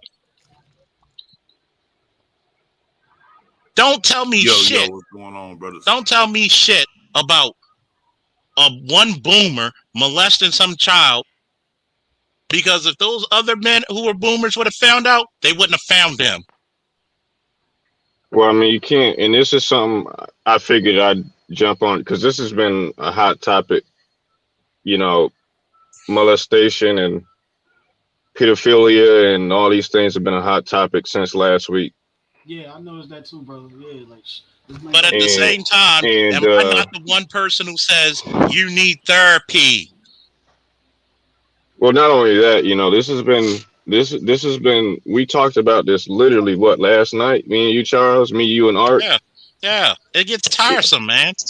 I mean, I went through a little bit of the history about this and surrounding this issue. This is something that has literally been going on since time immemorial. This has been going on forever, man. And it's not going to stop, and it's not segmented to any particular group. It isn't just boomers that are accountable to, you know, molestation. You know, this is something that is in every single generation. Okay, there's no society that has ever dealt with this problem ever. No society has ever dealt with this problem. Happened in the Roman age. Oh hell yeah! Shoot. You about history, the Greeks and everything. They did a lot of pedophilia during the Greek. I'm gonna say There's something. also a tribe in Papua New Guinea called the in the South Pacific in Micronesia called the Itoro. They have a certain practice about that. But there's a cultural relevance to it. But you guys have to look it up for yourselves. I don't have the time or the patience to explain that to y'all. Samoans deal with that real big over there in the island, so it's not just one race. So I think Samoans. That's a different. Samoans. And by the way, Samoans. hold on They have something hold on called. for a second. Hey, 9930. Who are you? Yeah, can you hear me? Yeah. Oh yeah, no, I was just wanting to speak on your disagreement with the brothers as pertaining to him blaming a whole generation for something that one or a few did. This is in America, what us as blacks have an issue with, but I don't understand how he can agree with something that you know, we're faced with every single day as being black men, you know, having to take on responsibility or something that someone else, you know, did, because this is the American standard as pertains to a black man, when other races, you know, they're not necessarily blamed for the actions of one or a few. So I don't understand. I mean, not only that, something that I found interesting, and this is just from my take based on listening, it wasn't, none of these arguments were sound to begin with. I mean, I feel as though I don't know him, but it seems to me like he lacks a lot of historical context, man, because especially when it comes to black people in this country, when it comes to molestation and pedophilia, man, if you go back just probably back to even the 50s, man, you gotta understand, we were just coming out of slavery, man. We were dealing with Jim Crow and all the rest of that. We were literally, you know, a lot of black people were still dealing with marrying at young ages and working on sharecropper farms and shit like that, dude. Like, you had a lot of shit going on. It was not. Got to think about this. 70% of black people are in fucking poverty, dude. We didn't. So at some point, can I finish, please? Then you can go. All right. Number one, I do not, even when I'm an officer, and I'm gonna give you a good example. Let's say it was a transgender woman who was a known prostitute. She says to me, Officer Faulkner, I've been raped and or sexually assaulted. Whatever terminology she wants to use. I'm not going to say to her, oh, you're a prostitute. You probably just did it anyway. No, I'm going to treat it like it's something brand new. To use an example of one boomer is poor, because I could use examples of generation of alphas sexually assaulting each other. Does that demonize the whole race? No. I can pick out cops who did some fucked up shit. Does that represent all the police? No. Ideology like that is so dangerous that to say that and not to have any convictions about it is the reason why eugenics and other shit like that persisted for so fucking long. It's asinine. It's dangerous. You're What saying I It's called guilt by association. No. To you guys, what I I'm next. what I To you would guys, add to you guys, I'm hold on, next. hold on. Go ahead, the man. Let him respond. Now, if I can have 2 minutes of being uninterrupted, just 2 minutes. Yeah. Everybody mute up, regardless of Go what you ahead, like or brother. don't like. at ease. Now, Wait, let me get the What's up? stopwatch. Let me get the stopwatch first. because Let me set up the stopwatch so I can. Hold on, just wait. Let me get you a stop. God Let me damn get it, the David. stopwatch ready. He said he wanted 2 minutes, right? So let me get the stopwatch. It going. it doesn't really matter because I'm at work right now and I'll be able to tell because I got to keep track of my time. So just go ahead, Okay. man. I I'll know when to stop you. I might even be less. Yeah, we see the live I'll feed. know when to Tyler. stop you. Go ahead. Go ahead. These guys in the manosphere, they have been reported an insurmountable amount of cases of these guys saying since we had past the $40 channel that they've been sexually abused by boomers. A lot. And if we're looking at the R. Kelly effect, he was molested by a boomer. Then he turned around and he started molesting millennials. So victims, victimizing victims, victimizing victims. The reason why this is so important to me is because I have children.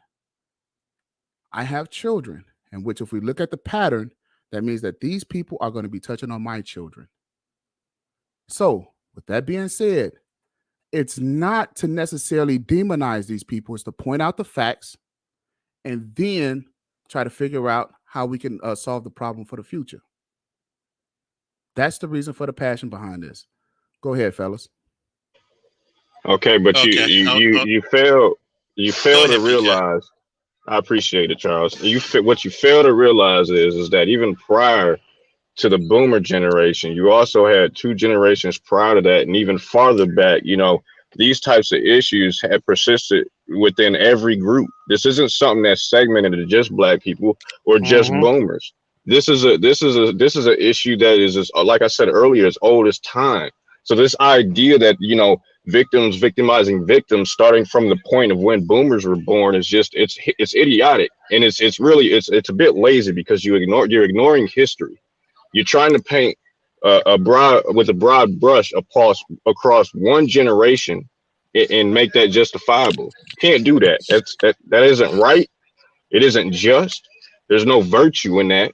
And it certainly, there certainly isn't any real substantial argument you can make extrapolating from that point. What you hope to accomplish by trying to put forward this lazy argument? Okay, can I answer that? What I've been. And after you answer that, let me say something too. Okay. Go ahead.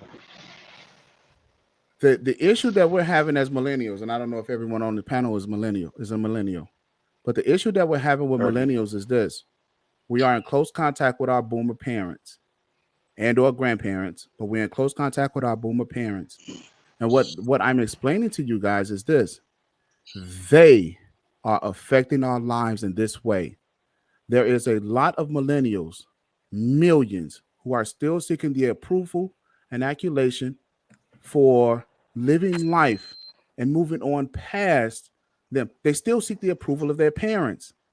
And so what's happening is that they're putting the next generation of kids in harm's way. Now, I just gave you an example. I didn't say that this was the entire group. Not to interrupt. But I gave you an example. But you got to give me an example of how they holding this back. And using one example of one pervert is not going to cut it, bro. Before that, you didn't actually answer my question. You just skipped right past it and began to, essentially, you just ignored it. I don't know if you realize you did that. You just ignored my question. I asked you very clearly, what do you hope to accomplish by trying to paint with a broad brush this entire group and starting history from the point of boomers? Okay, so with the argument that they're solely responsible for things like molestation. What's up with that? I didn't say that they're solely responsible. I don't care. I don't actually care. What I'm trying to get you to understand and try to find out is what you're hoping to accomplish by even putting that label on them as a group. What are you trying to do here? No, it's not even a good argument, really. But what are you trying to do? Matter of fact, hold on, everybody. Hold on, everybody. I want to say I something. want to hold on. You'll be able to say it right up. I want to get everybody's generation. Yeah. Tan, how old are you? I just turned 30. Turned 30. You're millennial. Millennial. AB, Yep, you're a 91. millennial. Yes. Bruce, you're a millennial. Shatter, how old are you? 38. 38. So you're a millennial. The man's a millennial. 750. Wolf's a millennial. Mel's a millennial. 40 years old, 81. Tell you, And- I'm half millennial and late Gen Xer. So Basically, if you're 83 to 80, you're pretty much basically you're a millennial. You're a millennial Xer. yeah, So You like Kevin Hart. Damn. so, There we go. and I think PK is probably the youngest person here. How old are you, 99? Hey, 9 series. How old are you? Bueller. 9 series? 9 series? And I didn't realize it's PK, on mute. and PK, you're probably Oh, you're boy. probably like, what are you, an alpha or Me? No, I'm He's a a millennial. Z. no? He's I'm a either millennial. I'm a he's a- late millennial. he's a really late millennial. I Okay, think I'm the youngest. Okay. so I'm gonna explain this. Both of my parents are boomers. Neither one of my parents sexually assaulted me. They might have beat the hell out of me because that's how ass whippings carried out. Mm-hmm. You That learn wasn't called quickly. assault back then. That's just called getting your ass whooped. That was called an ass whooping. Called discipline. So none of my parents sexually or physically abused my son, their grandchild. But at the same time, to demonize a whole generation is evil. Okay? Evil. That is some Gestapo shit. Okay? Yeah. I'm going to get that out. That is some Nazi Germany. Gestapo. That is some guerrilla tactics in the fucking Congo shit. Yeah, like them brown shirts. You don't do that. You, first and foremost, if you're also the court and I'm an officer of the law, you can't judge that man by somebody else's case, can you? Now, I'm not an officer of the court. Or whatever criteria you've done. What's your highest level of education, man? I'm just shy of my MBA. MBA. So you're not an idiot. You had to do research, just like I had. Okay? We're not going to be disingenuous to the fact that, yes, you had people who molested children in each generation. And them assholes need to get the shit kicked out of them and thrown out of society. Just like we can blame all our issues on black people, but we forget about the people who, number one, took away our humanity in the first place. It's kind of funny. A lot of people got all this. I like to use some Atlanta slang, some Anna for black people, but a lot of black people become bitch made in front of whites. I, through my boomer parents who had this I wish a nigga would attitude, dared white police officers who came. I even had to tell a lot of these white police, get the fuck off my call. And these were older white officers. They couldn't stand my black ass. But last time I checked, I said, guess what? Not one of you are mad enough to whoop my ass. We could take the gun belts off and shoot a fair one. But you're going to respect me as your equal.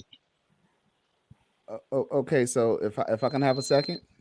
Go ahead, then who's got next? There. Tan, man. Let me get next, man. Tan's got next. After you, so make it quick, please. Okay, so Well, hold, real quick. Before that, you never actually answered my question. I'm still waiting for the answer. That question too. Ask the question again, PK. Then we got Tan. I got a truck right next to me, so give me just a second. I'll come back. You do you remember my question, the man? I would need because I thought I answered it, but okay, I would try my best to answer it again if you want. But Please. Well, Stuart, yeah, can you make it? I guess shorten it and make it direct. I would. Bullet Okay, points so to what end is so what after PK is asking. after you answer after you get past your truck here, I want to be able to address Officer Faulkner, and I want to address the panel. Well, You There can I said is- you. just say something Number, real no, quick? hold on. Before we I get thought into that, we're gonna give it to my man Tan because we've been waiting patiently. Go ahead, Tan. All right. I would say I'll come to Officer Faulkner's defense. He's not an alcoholic. By an example, I'm a truck driver, and me and my girl's a truck driver. He's told me to lock my girl down. One, I've gotten off the clock at like maybe 9 o'clock at night. An alcoholic wouldn't be up at 10 o'clock the next morning finishing up a live feed. And I'm waking up and be like, God damn, he's still on live? So an alcoholic would have went to sleep by that time I woke up. And two, I see the angle that you're coming at, but it's kind of like coming at like you're disdaining yourself from being black, you know? Because how you thinking and the way you're thinking, I thought about that for a second, but guess what? I popped in me some Malcolm X or some Earth, Wind, and Fire, and I snapped back, and I didn't condemn the whole society as shit or dirt. You know what I mean? Because there are some rotten apples out there, but it seems like how you're coming at it is very disingenuous and saying all of them have done this wrong. When man, only maybe some. But as a man, like Officer said in the beginning, you overcome that and you be the change. And we're the only race that talks shit about our own race. And I had to stop that. You know what I mean? Because I see how other people can look at us and hear us and just take the greatness of what we do and what we have accomplished and just let's do better. But to throw a whole generation away, because my grandpa's from the 70s. He went to Vietnam War. And Officer Faulkner would tell you, he knows not to the people that he got in their face, those white guys. He knows from a Vietnam vet, don't ever get in front of them to where they can shoot you in the back. Because my grandpa told me some shit like that. What did I explain? You know what I mean? And not to cut you off, did I not explain the reason why we came up with the DAP? That was from Vietnam soldiers and Marines who had each other back. Yep. I'm never going to talk shit about a whole generation. I may have just like the man, I may have my issues with him, but I'd be damned to sell him out to a white boy. Mm-hmm. Yeah. Right. Yeah. That's called And I have my dad's godfather was a draft dodger. So I have two type of older black man I can go to and ask and question. And my grandpa raised me on Malcolm X and Martin Luther King. And so for you to throw the whole generation away, man, it's just asinine and it's disingenuous, man. It's very trash. It's like talking points of a. Well, Malcolm X and Martin Luther King, they're the silent generation. They wasn't. But who did they influence? They influenced us too. Who did they primary influence? Influenced the world. What are you talking about? So who did they primary influence? But even if you want me to answer the boomers, the man they influenced the boomers, man. Damn. Okay, so even if you want me to say the boomers, that's fine. So but you're telling I have a question for the Hold on. Let him finish. I have a question for the panel. You said you wanted to address me, not the panel. No. You and the panel. You can ask me a question too, man. Because like I said, Malcolm X influenced my grandpa, and that really influenced me. I'm going to explain something real quick. I'm going to give you your chance. But I'm going to explain something. Number one, there's times on my channel when I have my issues about black women, but I put it in a very thought-provoking way. I've asked black women, are you willing to give up your jobs for black men to work them to take care of you? And notice how black women become quiet because they want to use the excuse that somebody that they're praying is not brave enough to challenge. See, I piss greatness. I'm the 4th generation to go to war. My nephew's the 5th generation, and he just got out the military, going to school right now for engineering. I have 2 cousins who just made sergeant, in less than 2.5 years. I'm gonna tell you something. That boomer generation, that boomer spirit is a motherfucker, because they were the ones who said, y'all come up here and y'all call me a nigga to my face. I dare you. When it was their parents who was to get along, don't look at them. But I don't shit on the solid generation because they had to survive. Mm-hmm. We always look from a place of privilege instead of empathizing. We pity, or we look above our ancestors. Yep. But yet, I know too many people who would kill themselves if they had to go through a week of what their ancestors had to go through. Maybe even a day. And look, the reason we here is because of those ancestors, because they was strong. Yep. I'm actually passing through Atlanta right now. My grandpa used to kick white man's ass over there in the Vietnam War. He used to kick their ass. Your grandfather up probably and down the base. Your grandfather probably served with my father during the 70s of Vietnam. And he would say the same thing. He said, I enjoy kicking white ass. He said, man, me and the black soldiers and Marines made an Olympic sport out of that shit. Hey, I tell you this too, and I tell you this, officer probably knows. Some of them white boys were over there doing stupid shit by picking up samurai swords and picking up booby traps, and the black man say, hey, don't you pick that shit up, or I'll shoot you right here. Exactly. So there's a lot of smart black men in the baby boomers generation that you fail to acknowledge that. Plus, because we have a lot of, you know what I mean? Me and my grandpa have our differences, but I can respect him a lot on with the shit that he had to go. You know what, man, my father is one of my best friends. But what are we talking about today? How they are influencing us today? But how you a grown ass man? How they influence you? Hold on. How they influence you, bro? You're a grown ass man. I'm 30 and I'm the first business owner in my family. Let me I don't live by excuses. Let me ask you something, Tan. Yes. When you first came to my channel, you were talking about your girl, right? Yeah. What's the first thing I said? Oh, you better keep her. She's a keeper. I told you, and I quote, because I remember that shit. I will get on the plane the way you live, and I will fuck you up if you leave a woman like that. Yeah. So that means I think highly of your lady, right? Mm-hmm. So me being an older brother of almost 10 years is supposed to school you into actually, yo, you got a good one. Yep. You got a good one. See, I'm not about this, gynocracy Pump and dump bullshit. shit. Yeah, all this stupid shit. Pump and dump. If all you that got a dumb good shit. one, you keep that motherfucker, because you're a blessed soul. And you're married to man, right?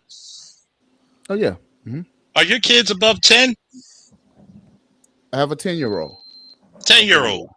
I'm going to tell you from experience with a 14-year-old, mm-hmm. The good times are going to roll. And you have sons or daughters? Both.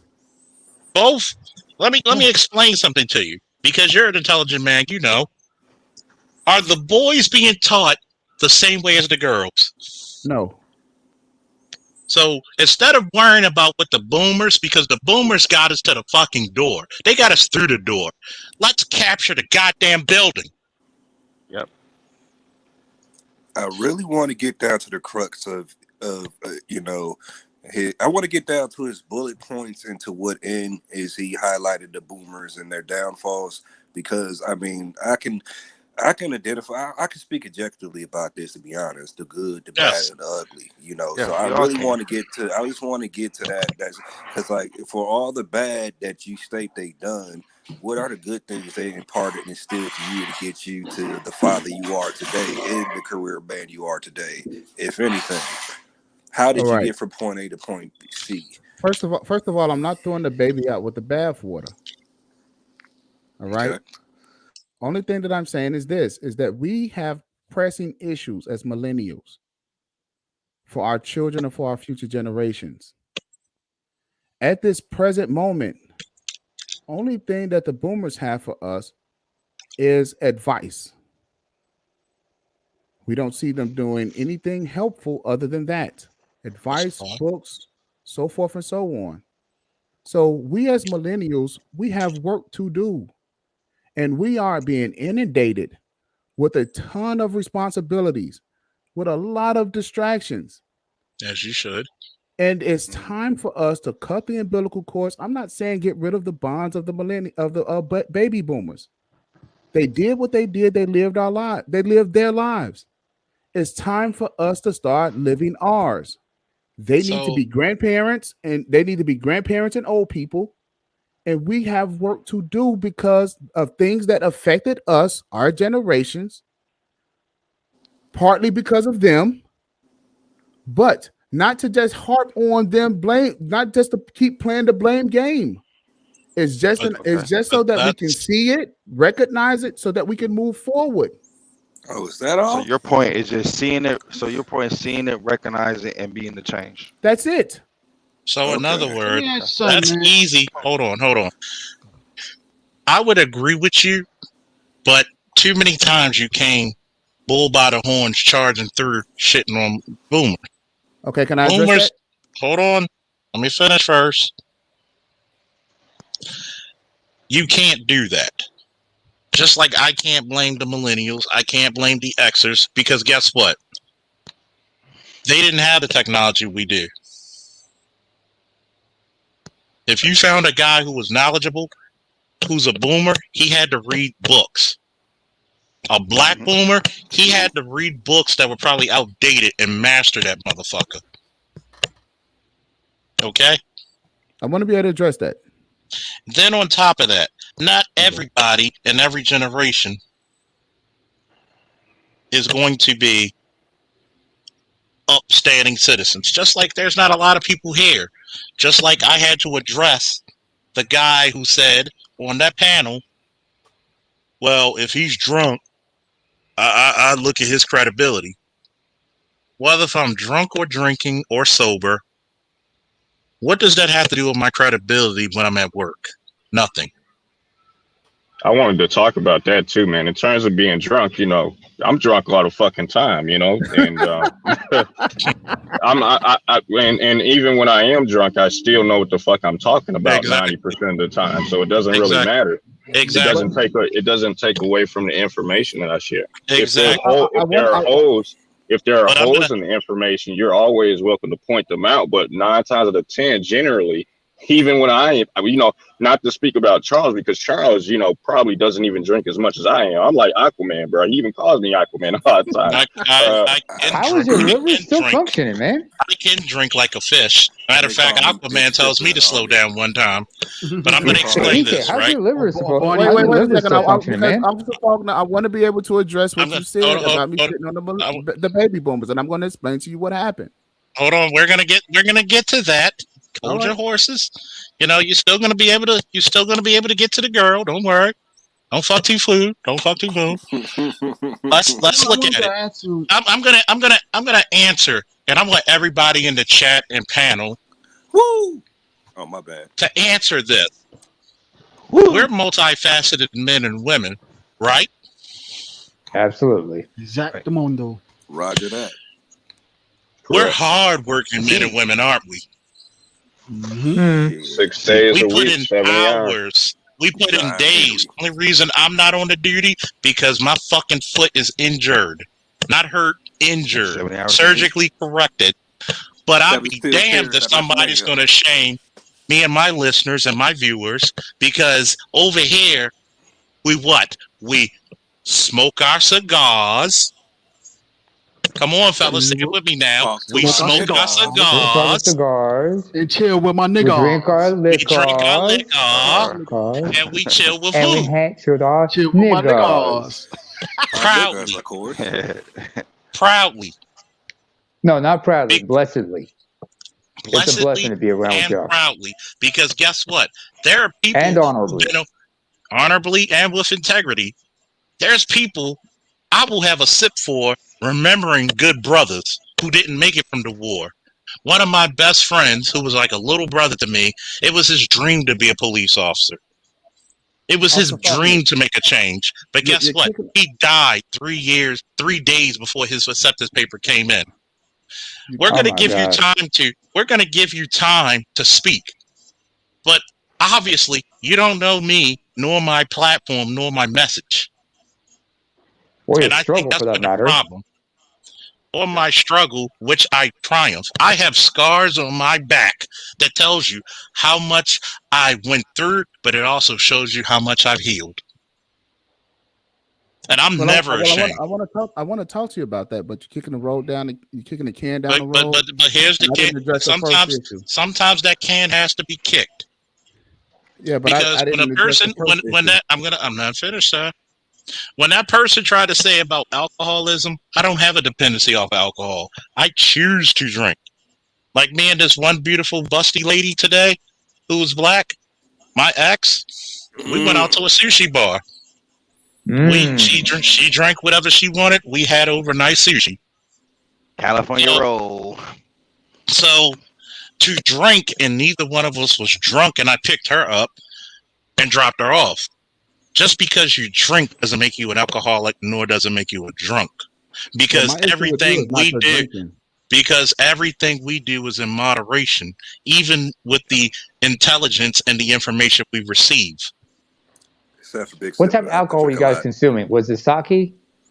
Nah, we would drink sake. Shit, I was drinking Douce and Coke. Oh man, you guys gotta try that sake. Unfortunately, they serve it warm. I got the sake next time. But go ahead, the man. All right. So when my passion comes in about shitting, the issue with the baby boomers. You about to say shitting on them? I'm shitting on them. You about telling yourself? I'm shitting on them. I'm shitting on them. At least. Now, and here's his Fifth Amendment rights, first of all. And here's the reason why, fellas, is because I heard a boomer shitting on our generation. And guess That's what? right. Wait, whoa! It was BGS. But we don't have to. Bro, we don't have to throw that. Bro, we don't have to throw that rock out there, man. We don't have to throw that rock, bro. We just be bigger than that. But at the same, but does BGS throw the whole fucking generation out the water? Yes, he did. No, he doesn't. Well, Charles, myself, okay, because you guys, it's not many, but you guys can go back on the panels that I was on. Let me ask you something, man. You know what I'm saying? You talking about baby boomers. How you feel about the Gen X's then? Okay. Fuck them niggas. or the silent generations. We're talking just for baby boomers. How you feel about the generation before them or the ones after them? All right. So okay. Why are we just pointing fingers at shit? And I'm telling you why I'm pointing the finger back. Okay, and why I'm actually doing it in this space. Okay, it's because of BGS. He said you millennials. With BGS, it's not really baby. No, boomers. he said you millennials ain't shit. Look, bro. Okay. There's a lot of shit I don't agree with, but I close my mouth because he's an elder. Well, let him elaborate. I just close my fucking mouth. Are you serious? You don't close your mouth when I don't give a shit who it is. If it don't pertain to me, if it don't pertain to bro, because it does. Hold on. If it don't, bro, a hit dog will holler, bro. If it don't pertain to me, and if I'm not lazy, I ain't gonna take offense to it. I'm gonna point out. That's something. That's something a black woman told me. My mama told me. Somebody's mic is messed up. Somebody's mic is messed up. Hold on. I'm gonna tell you something in real context, because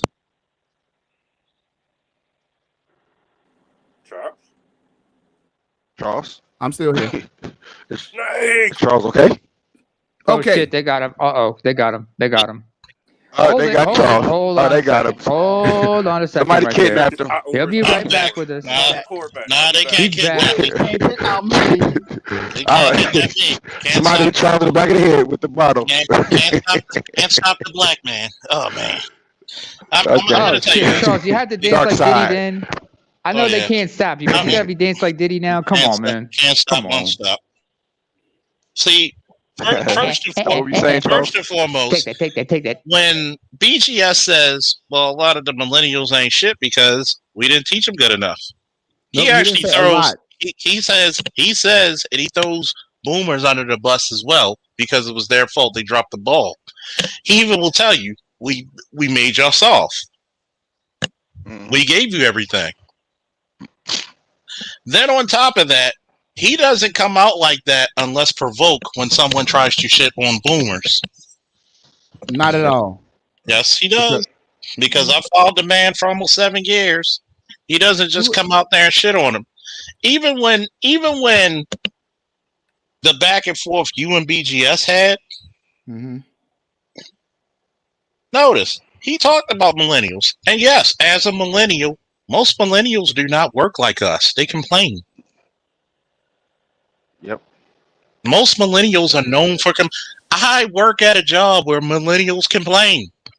But who's housing these millennials is the problem. And what did BGS say? No. What did BGS say? We were too fucking soft on you. We tried to give you everything. We tried to nurture your feelings instead of preparing you for the fucking world. And so my message to millennials. Yeah, can I say something? And so my message to millennials. You Art New Style. Thank you, Art New Style. Millennials were shielded from the reality of racism. Art, what's happening, my man? What's happening, Art? Hey, big ups to Art. I agree with my dad was an asshole until I got in the army. Then I realized how much of an asshole he wasn't because the world would have chewed me up and spat me out. Real talk. I was like, why can't he be more like granddad, y'all? Yoda and shit like that. What I got out here in this world dealing with white folks and then seeing them how the overt, I mean, not the, the convert racism. You know, back in this day, it was overt. So he and Bruce Leroy and Jim Kelly a left kick to the side of their face or whatever. But no, when I got in and saw what they were doing to the mother, I was like, oh, hell no. Dad said this and Dad said that. We ain't going. You know, and I'm like, God damn, I thought he was an asshole this whole time. But fuck, man. Talk about a Sarah Connor effect. You know, I just wanted to say that spill real quick because I see where I see what BGS was going with it, and you know, I raised him my dad. Like I see why he was the He Got Game mixed with Furious, all fucking boys in the hood. But go on. But you can't say anything about our generation when you're not helping us today, tangibly, programs, things like that. If you're not doing that stuff, you can't say shit about us. Like what programs you talking about? With that right okay, there, bro. okay. So hold on, because it's what program? What programs are you talking about? He asked what programs, right? Now, from BGS's generation, they know that they've been sexually assaulting African American boys, but yet these guys did not get together. But yet these guys did not get together and start a program for African American males. The girls got everything. The women from their generation, they get everything for the girls.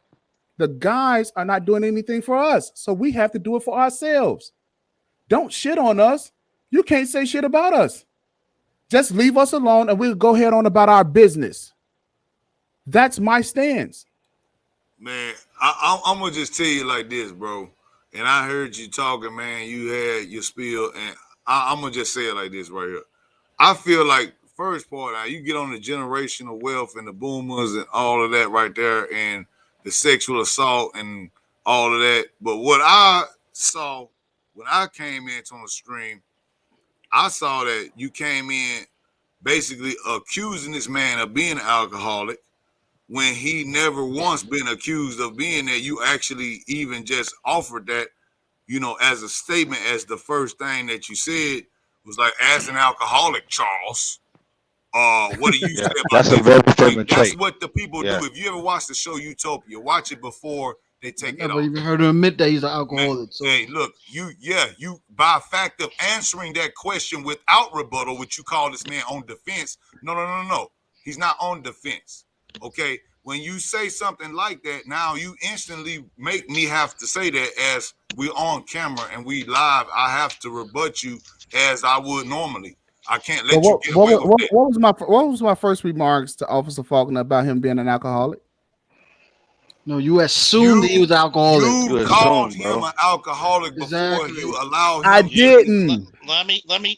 Yeah, you did, bro. You just said this. You said this is what alcoholics say, bro. That's very feminine, bro. How long you been alcoholic? Number two. There you go, right there. That's what it was. So now you already That's assuming. so You disingenuous. already What but you're did saying I this on say live. at That's first? disingenuous. There you go. The first thing, the You said first that's thing I what said, alcoholics I say. didn't know first you was thing, an no, the first alcoholic. thing. That's what you said. But why did you assume that he was an alcoholic in the first place? Okay, I said You I never didn't know he missed that drank. like that. I said I didn't know he You can't drank. say that. I said I didn't know But you even drank. when he told You you, said but even when he told alcoholic. you he drink, hold on. Even when he told you he may drink occasionally, you start doing this judo witchcraft shit to try to twist him up to verbal say that he's judo, an the verbal alcoholic. judo, and all of this other crap. But that, Yeah, listen, yeah, bro. Like that's listen. stupid, The man. man doesn't think he's an alcoholic. Exactly. And I Okay. see the signs that he's not. And I can tell you why he's not. So if you see I the can tell signs, you why he's so- not an so alcoholic, fool. wait a That man second. take Wait his a responsibility. second. Wait a second. If he was Wait an a second. alcoholic, he'd be drinking 24/7. If he was an alcoholic, he'd probably be in the streets right now. He probably wouldn't be a cop right Be an now. officer. He's a cop that Yeah. deals with alcoholics. Period. I'm now Drinking and driving, he knows that. The man He's said totally that he's different not. from that. The man said he's not, and we went over the whole defensive thing.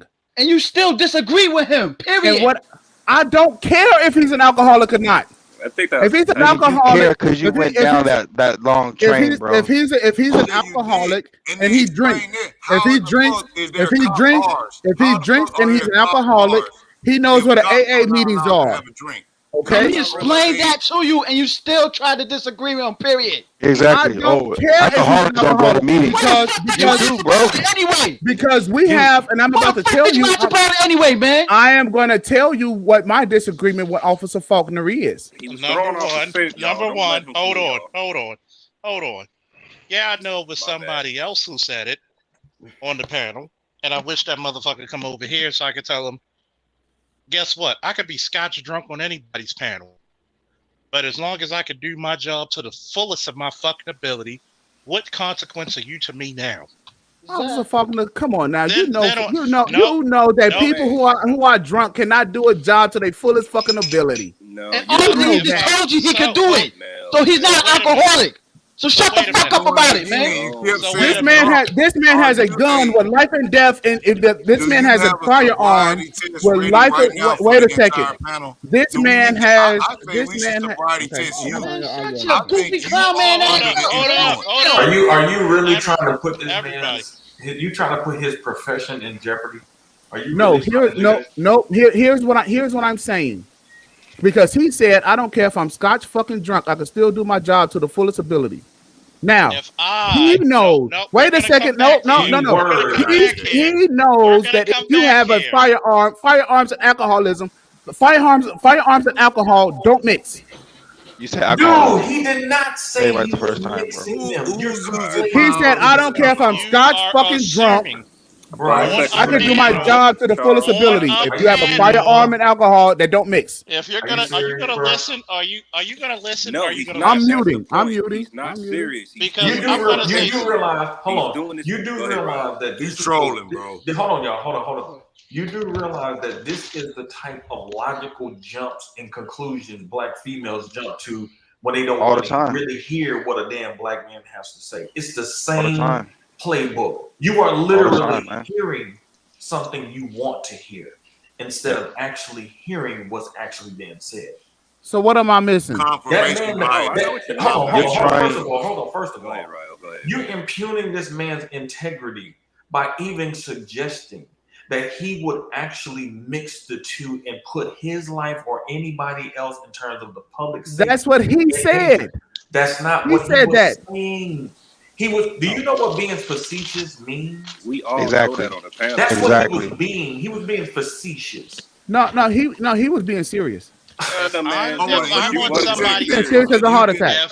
Okay. Number one, I see why you got offended when BGS said something, because you just one of the millennial kids, man. Hold on.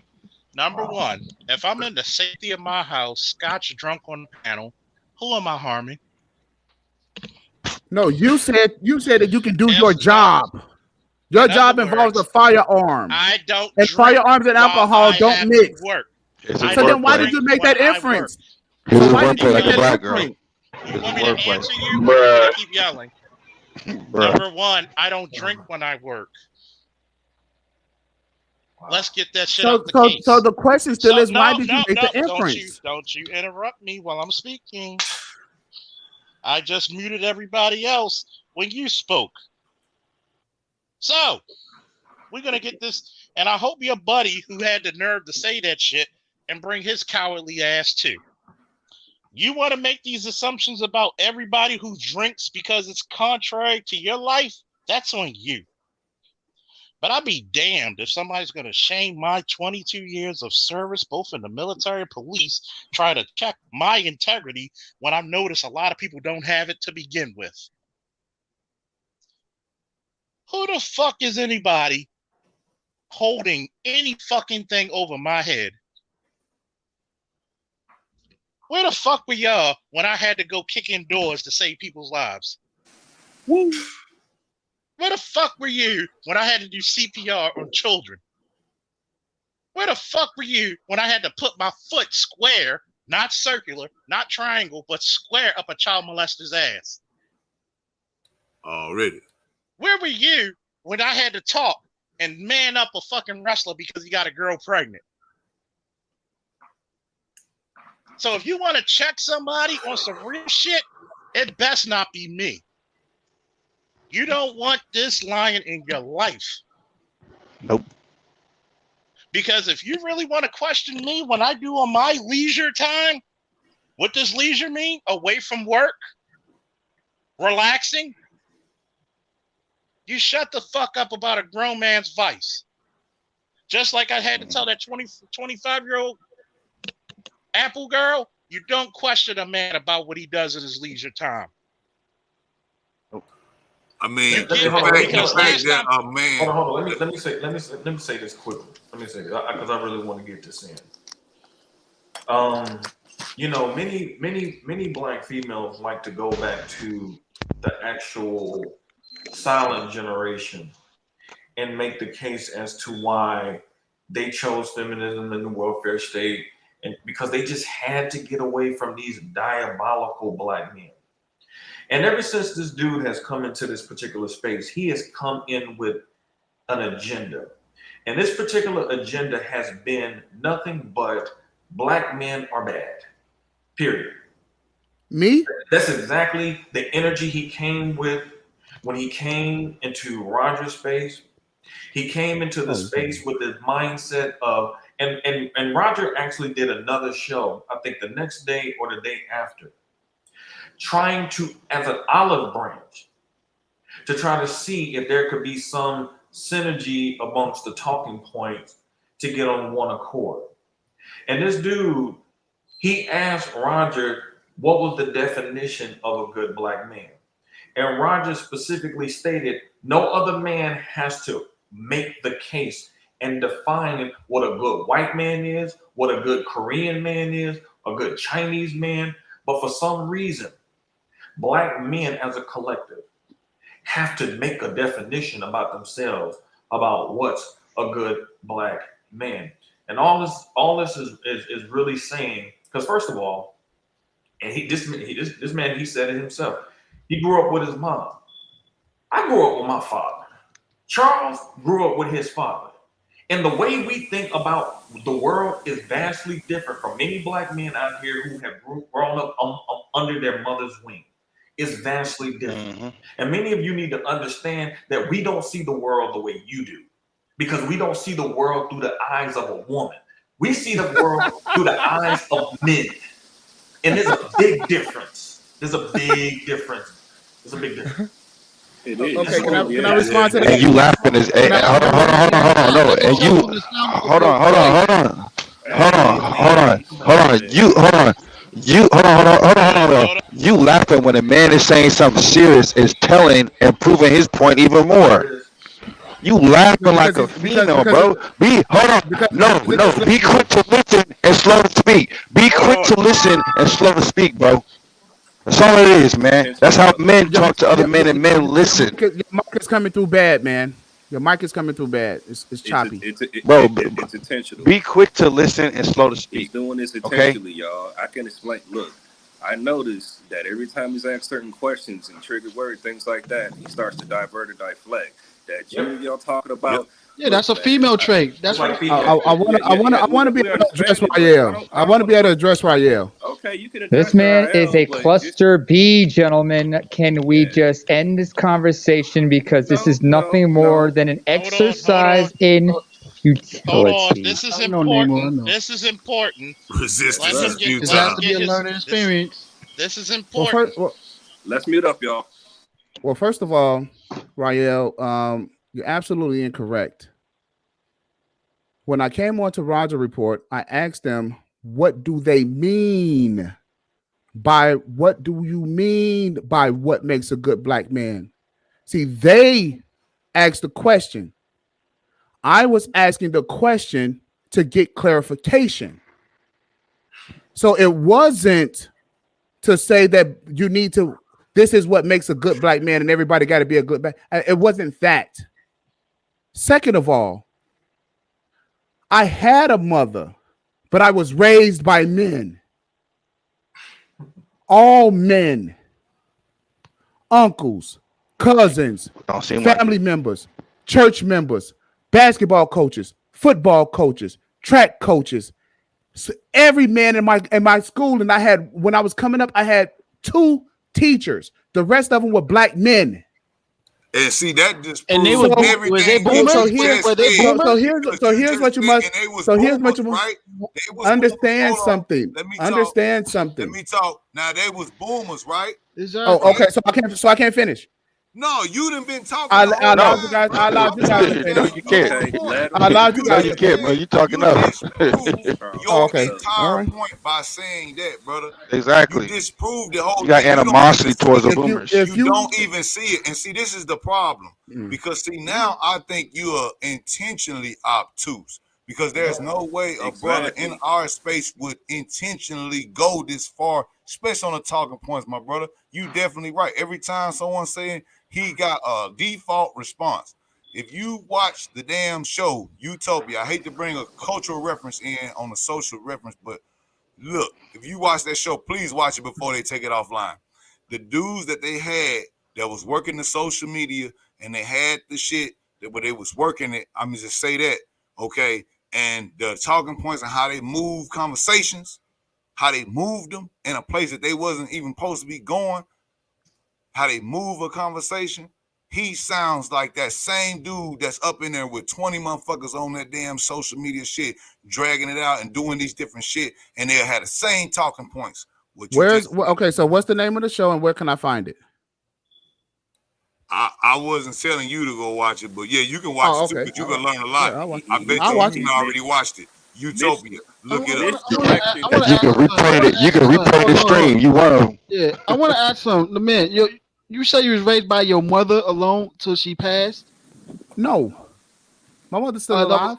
She's still alive. Listen. Wait. All Follow-up right. question I'm about to say. Okay, All you right. say you was raised by all these other male figures. Where was your father? My father was murdered. Hey, we're not gonna He was make this murdered? personal. Hold on. All right. I didn't bring it up to make it personal. I brought it up to make the distinction, because it doesn't matter if you was around all these football coaches. It doesn't matter if you was around all these people, men at church. The person who had the control over you was your mother. And she had the power to decide if she wanted these particular men to be around you. Whereas when you're groomed by a man, you're just automatically under that umbrella. Yeah, but she didn't exercise that like that, because when we were children, the idea that we were grown. You just didn't notice that. Yeah, she didn't. She did. We could tell she did. Hold on. She had to give permission for you to be under certain types of men that she deemed were qualified. When you're under your father, you're already under somebody that's qualified. You don't need permission.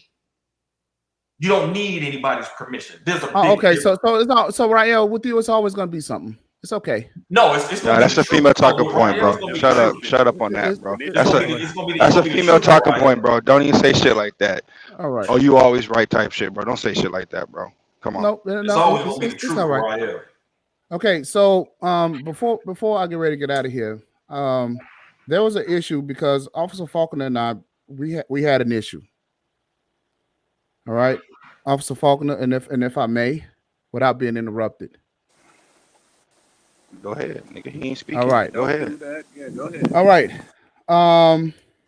There was a point in pump the time line. that I was speaking with Officer Faulkner on the show, and you guys can go back and you guys can play the show from last night on Art Newstall's show. Actually, at like the 2 hour and 48-minute mark, the 6 hour and 48-minute mark. I asked Officer Faulkner. I said, "Listen, out of all of these clips that we've seen on social media, were there any black men that were innocent black men that were murdered by police officers?" And his response was, let me think. Now, you guys on this panel, you're talking to a guy who doesn't think that black men are innocent. And he said on all of the social media that we've seen for the past 10 years, he said it was one or two that may have been innocent. Now, are you a counselor on that? Now, counselor, if you was the counselor on that, what would you rate it? Since you brought that up, let's keep it 1,000, right?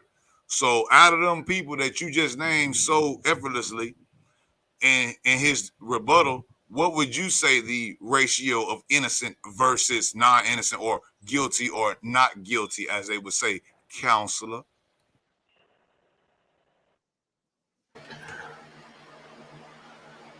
So I think the only argument that was trying to be made from that is he gonna answer? No, because I was muted. So silence is deadly. I want to jump in. I was muted. I think the premises was coming from are the presumed innocent to guilty.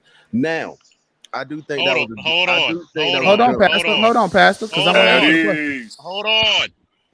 Because right now I'm gonna answer you some real classical shit. Well, I wasn't finished. No, I don't give a damn. Oh, okay, all right. Because you're not gonna misquote me. Because guess what? Every time a black man gets shot, not all black men are innocent, not all white men are innocent, not all Asian men are innocent. You have to go by case. Thank you. So I'm gonna say this because guess what? I'm a man and I don't give a fuck. It's just logical. Some motherfuckers need to be shot. Not every, but some do. Listen to what he's saying, you guys. Yes, because if you go back to my broadcast, I agree with that. If you go back to my broadcast, hold on. If you go back to my fucking broadcast, when I had the Michaela Bryant situation, I had DJ Music come up there arguing out of emotion, no facts. The motherfucker didn't even see the video. That cop did his duty. He did his job. No. So did the white cops at Wendy's too in Atlanta, Georgia. They shot that black dude that was wrestling them. Guess what? When they are in danger, legitimate danger, and somebody else's life is in legitimate, imminent threat, they have a duty to act.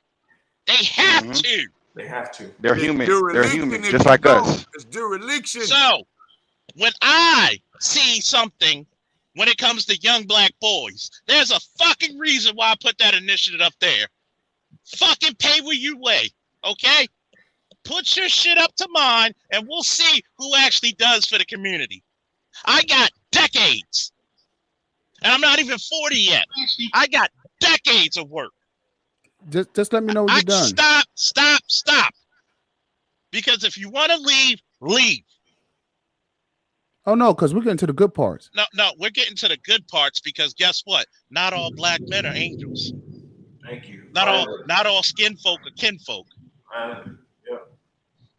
So stop that bullshit. Because right now you're picking and choosing. Hell, I'm not picking and choosing. Not all cops are good. But thank God the majority are. Or at least have some integrity. So my argument was because I want to get to the next part, please. No. We're not switching topics, man. Because right now, I'm going to tell you something about policing. I'm the motherfucker that said we need more black men in the police department. They think like you. It was popular. Years before Cerulean and I came up with a fucking initiative for black men to be in those middle class jobs and become recession and COVID proof. When it was idiots who say, why would you want to do that? Nigga, how you going to feed the multitude with no jobs and no money, no food? But you go around in this fucking endless waltz, shout out the Gundam Wing, of stupidity. I'm sorry. We're logical. Sometimes even Superman said, and I quote, even I know when there's supposed to be a time to put a mad dog down. Yep. Because some people put themselves in position that make them a menace to black, white, or anyone. Can I get in when you get done, Charles? No, I'm next. There's a heavy burden that has to be held because unless you're some sociopath or some psycho, you don't want to go out there and shoot a fucking kid or a person, period. But let me tell you something, Mr. Man. Mm-hmm. Where the fuck were you when I was about to shoot a 14-year-old kid? When he had a knife going towards other kids? Mm-hmm. Which you would have been one of them motherfuckers if I shot him to say that officer was wrong? Yeah, he would have been. And I'm gonna tell you why. No, Pastor. No. Please. No, and I would have been. If I would have been. But yet, don't y'all fucking interrupt me, please. But yet, if I would have let that kid get stabbed, y'all would have been questioning and calling for my job, correct? Yep, they would have. Correct.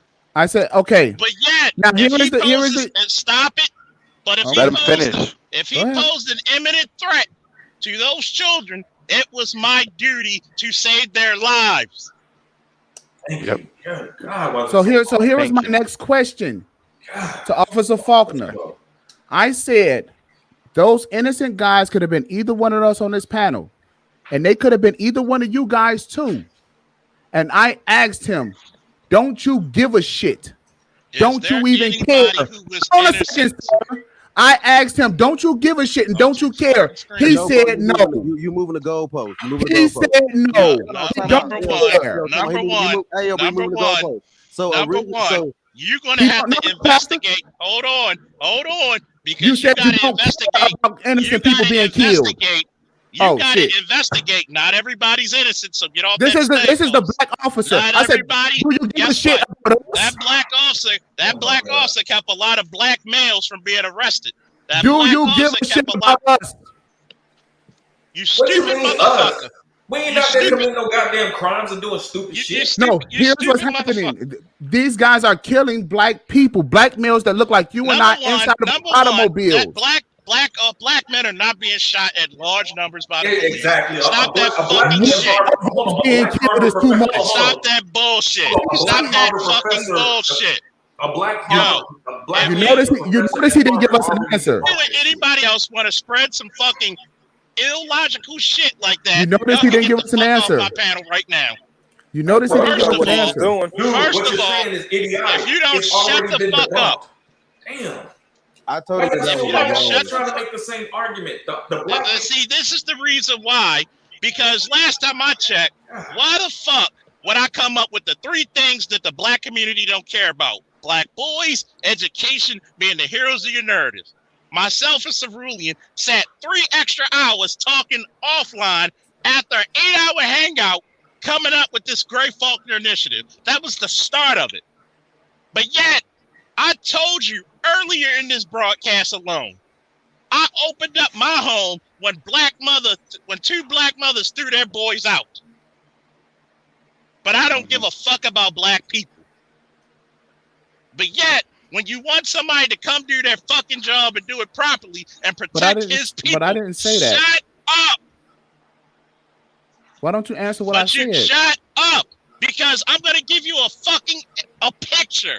Because it's more than what the fuck I can say. Yeah. It's immaculate. Because guess what?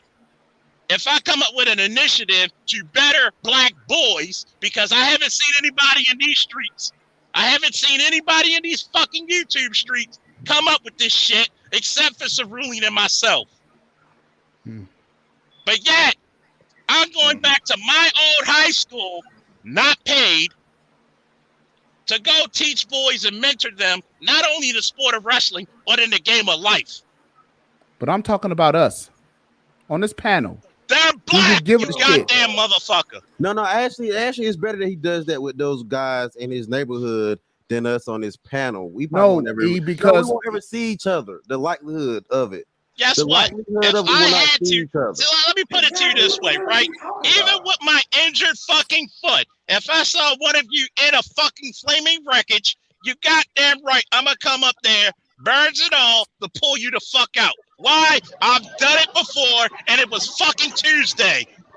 I've done it too. I don't know, man. I wouldn't, hold on. I don't think, like, based on what I've heard from the man today, I probably wouldn't save you, bro. So I'm just I'm gonna keep it real. I probably wouldn't save you, man, because you got issues, man. I don't need to be saved. I just So just let me know when I can have a minute. I don't pick who needs to be saved. I just fucking save them. Because if you want to use fucking verbal judo and select your words carefully, guess what? There's some motherfuckers in the black community you can't help. You can't. Stop being this idealistic motherfucker, because idealism he can help us does on not this panel. work for practicality. He can't help you. I'm a pragmatist, okay? I have to do what's best for the fucking group as a whole than just for one singular person. Just like I wish that I can't have to take my son to school, but guess what? The responsibility falls upon me being his father, regardless if I'm tired. Even if my son has a problem in school, I have to settle it.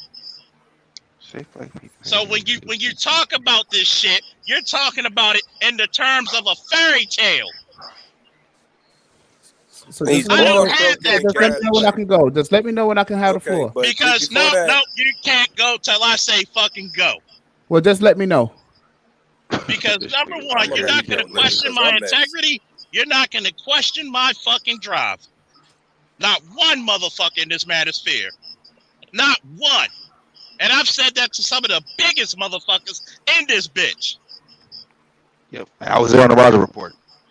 Somebody tried to smooth him about being a black officer. Last time I checked, I'm so goddamn respected that even Kevin Samuel shouts me out. Facts. Shout out to Kevin Samuels. Well, that's Kevin Samuels also said that the boomer generation was the most selfish and the most irresponsible generation ever. But guess what? You're not going to deflect. But guess what? No, that's what he said. But guess what? Don't name drop that. Let them. Guess what? Let them be. Selfish generation ever. Okay. How can they be selfish when they gave you the fucking shit that you That's had? what he said. Guess what? Let them stick by that. And guess what? Some of them deserve to be from the hell they caught. So but when you raise a bunch of ungrateful bastards, yes, he did. When you raise ungrateful bastards, why are we talking? Why are we having this discussion here? Just let me know. And by the way, when a lot of people get mad off of pragmatism and being practical, what's wrong with it, black man? Just let me know when I can go. You want the world to work in this fucking Disney World fucking spiel. It Just let me never know when I have can and go. it never will. Just like the dude on Pastor's fucking show. Oh, you're an alcoholic. Since when? And by the way, if I was an alcoholic, that's a mental illness. So you're kicking a mentally down. No. And to be fair, I did bring that up. If that was true, that would be so wait a minute. So we're gonna hold on. So we're gonna talk about people with Let's mute suggestive up. I hear addictions. echo. Mute up, everybody. We're gonna talk about people with suggestive addictions, and we're gonna do that. Oh, but yet, even if I was abused, even if I was an alcoholic, there's one thing not a lot of niggas got on me. I can live my life forward without looking backwards. I don't whine, okay? I'm the nigga that BGS quotes that says, "Stop praying to God for a lighter load and pray for a stronger back." I don't give a fuck what anybody thinks about me. Nobody's gonna put fucking money on my fucking table. Nobody's gonna fucking put that roof over my head. Nobody's gonna feed and clothe my son but me. I keep on telling you, what consequence are you to me? Now you may go. All right. So if you guys watched the show today, you guys would have heard me say something about like your biblical verse. From the abundance of the heart, the mouth speaks. What's inside, it's going to come out of your mouth. Now, the reason, everything that this guy has just told you was not exactly how he feels about any of us. What are you talking about, bro? He gave me great ass advice as a man. What are you talking about, bro? I was just he told me to stay with my woman and be a man, bro. What are you talking about? I was just watching the show right now. I just kicked them off. Yeah, I just watched the show like the last. Thank you. Yo, thank you. Shout out to Zuma Truth. Y'all let this nigga get y'all too triggered, man. Yo, shout out to No, Zuma. no. I'm driving. I'm 19-year-old is schooling this goofy clown man that's the same age as me about boomers. I mean, a 19-year-old knows more about the boomers than this dude that's the same age as me. That is sad. He's gonna be lying more than he'll say. When y'all asked him on our show last night, because I was just watching it. What negative shit did he say about the boomers and everything? Wolf, easy. He couldn't even say that much shit. He was like trying to scratch for answers. Yo, Mel. The boomers are trash. Can I tell you this? Can I tell you this? Yes, sir. Nobody can tell me I'm not a fair man before I kick them off. Because by the way, Charles, no, you realize you're still undefeated. You realize you're still undefeated in these debates, right? Very much so. I mean, it was deflection and misdirection. And he was intentionally trying to get y'all triggered and loud. That's what I was trying to explain the whole time. And, you know, guys, I get guys, it. I get it. Y'all got BGS patience to level with the shit, but sometimes Charles is trying to give him I want everybody to look at the stream because that's all the fuck he was doing. Right now. I was saying it the whole time in the back chat. Oh yeah, that's all he's doing because he wants to use an empty fucking statement. Oh, do you care about people here? I wouldn't have people on my panel if I didn't care to have them. Button pusher. That's that social justice warrior bullshit, man. Hell yeah. Damn, you stole it. You stole it. I really wanted to keep him on to answer that question. Like, are you a social justice warrior? Like, every argument that you brought up had something to do with social justice. Like, you're the dumbass person. That's what it is, man. I got to I'm gonna tell you. The brother's a communist. The brother's a communist, and he'll tell you he's a communist. He's a trigger troll. He's a trigger troll. Hey, shock value. Hold on. This is one of my biggest issues. We've been seeing this from the Rahel, I got after you. Hold on. We've been seeing, and I'm gonna let you go. I just want to say this real quick. We've been seeing this from females in these spaces for a minute. Okay. It's the same type of female that keep coming back to the space. We're not gonna fucking change. That's the reason why the manosphere is where it is. Because the manosphere has been resolute and has had enough people come through it to have some type of foundational mindset towards issues that are concerning Black men specifically. And we're not gonna change on that. I don't understand why these people. If you're a communist, cool. I do your own shit and get support from out here and earn it the right way. But don't try to come in these spaces trying to turn it into what it isn't. Trying to get man support stuff. The reason why this exists is because we got tired of a lot of that damn communist shit in terms of policies that was going against Black interests. Because I don't give a damn if it's communist and it's going to Black females, it's against Black men's interests, period. If they ain't putting the money in Black men's pocket, it's going against Black men's interests. So I don't understand. Like you have females that are coming to these spaces where men are talking about family and marriage and structure, and they'll just keep coming around talking about, well, what if you don't want to be married? Bitch, why the fuck you here? Why you in this conversation? Exactly. This conversation. Or she'll say black men don't have no power. No. Or she'll say black men don't have no power. They don't own nothing. No. I'm gonna say this before I close it down. I don't even have beef with pastors because everybody has a right to feel and think how they think. Number one, nobody has a right to challenge my. Charles, you sound kind of muffled. Yeah, I don't have my headphones on. Okay. Nobody has a right to challenge my credibility. Okay. Do you respect the question that I asked, though? I mean, Officer Partner, do you respect this? The question that I was asking? What question? I just asked the question. Do you respect the question that I was asking, though? That's it. What question was it? Do black cops? You answered. You said yes. I said, do black cops protect black people? You said yes. Now, I didn't come at you personally of no vices. I actually had your back in a lot of these things that I was saying. I wanted to have a conversation of, can the amount of money you make as a police officer make you turn your eye to some of the things that are happening with black people? That's all I asked. No. And that was my last question. Testify against it. And because my question was, because my belief was, as a healthcare provider, sometimes in the hospital you do see people turn a blind eye to things that black people are going through to keep a job. That's them, not me. So I just asked the honest question. That's it. That's them, not me. See, no hate, no foul. That was intentional, though, Charles. The whole thing I was trying to elaborate and explain. Rael even acknowledged, I made, he suspects me of having a high EQ, emotional intelligence. I know what he was doing from the start. This ain't about arguing any of y'all talking the points. It's about emotional shock value, so he could continue to build his profile off past this channel at the end of the day. That's all he's doing. So you got to treat him accordingly as such. I know it's true. Matter of fact, I know it's true because I know it takes one to know one. I don't do that shit, but I know how it's done. I'm an expert at that shit. I'm gonna emotionally manipulate people to protect myself every fucking day, so I don't have to go upside, nobody's head with all this American black muscle.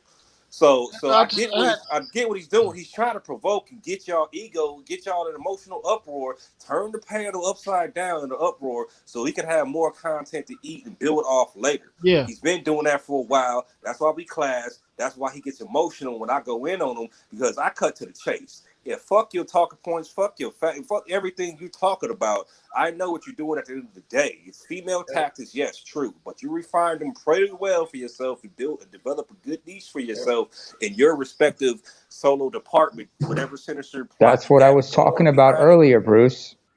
That's what I was talking about earlier, because I said, will you stop? I know, but the problem was, not maliciously, but you know what I'm saying, emotional thing. You know what I'm saying? Well, that's not what I said. That's not what I said. Well, no, I mean, I'm talking about as far as the mental mind games. You but recognize when people are playing them, executing. Yeah, right? It's like what Chris Rock said. Women argue when they argue with a man is for distance and irritation, because his thing is he's trying to be as antagonistic as possible because he's trying to garner attention. Like what I said, it's RNA and DNA. Disorder and antagonism, as well as reaction and argumentation. That's what it is with individuals. Yeah, the brother's not dumb though. Yeah, exactly. As soon as you put him in the corner, no, he is manipulative. Yeah, he is. I had listened to the Art Newshouse TV show a few minutes ago when I was talking, and he spent the whole almost 10 minutes when they asked him about the boomers. He couldn't give no answer. No, but yeah, he's telling about I got all the information on my channel. Go to my channel. Now hold on. As soon as you get him up on a rope dope, he triggers somebody like you, Mel. That's why he said what he said to me. That's why he said what he said to me. Oh, you basically said, "Oh, yeah, you right. You trying to be right all the time." That's what I know. Exactly. When he said that, I had him. Hey, Charles, nice ring. Studies, y'all. Oh, hey, dude, what's good? How y'all living? That's good, yo. That's good, y'all. How you living? Wait, is that Mike? Yo, is that Mike? Is that Mike? Yeah, Mike. What's good, Mike? No, put Mike on there. Let me see Mike. I'm stronger than you. Yeah, Charles, hang on. Let me see Mike. Hey guys, is that? Oh man, you having a good drink? That's amazing. You got your sons with you though, man. That's amazing, man. That's the reason why I keep fighting. It's amazing though. Hey fellas, let me say something about this. I mean, like I said earlier, we should have nipped this in the butt. Hey, skål, as they say in Norway, skål. Anyway, salute. But folks, Charles, get your headset on, man. Come on. Oh yeah, you gotta be bougie. Pinky ring, pinky. I think that's for coffee. I don't know about drinking.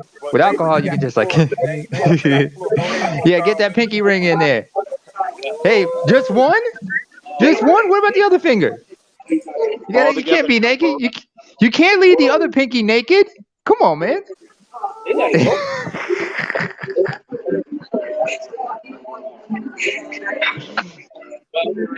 This nigga here.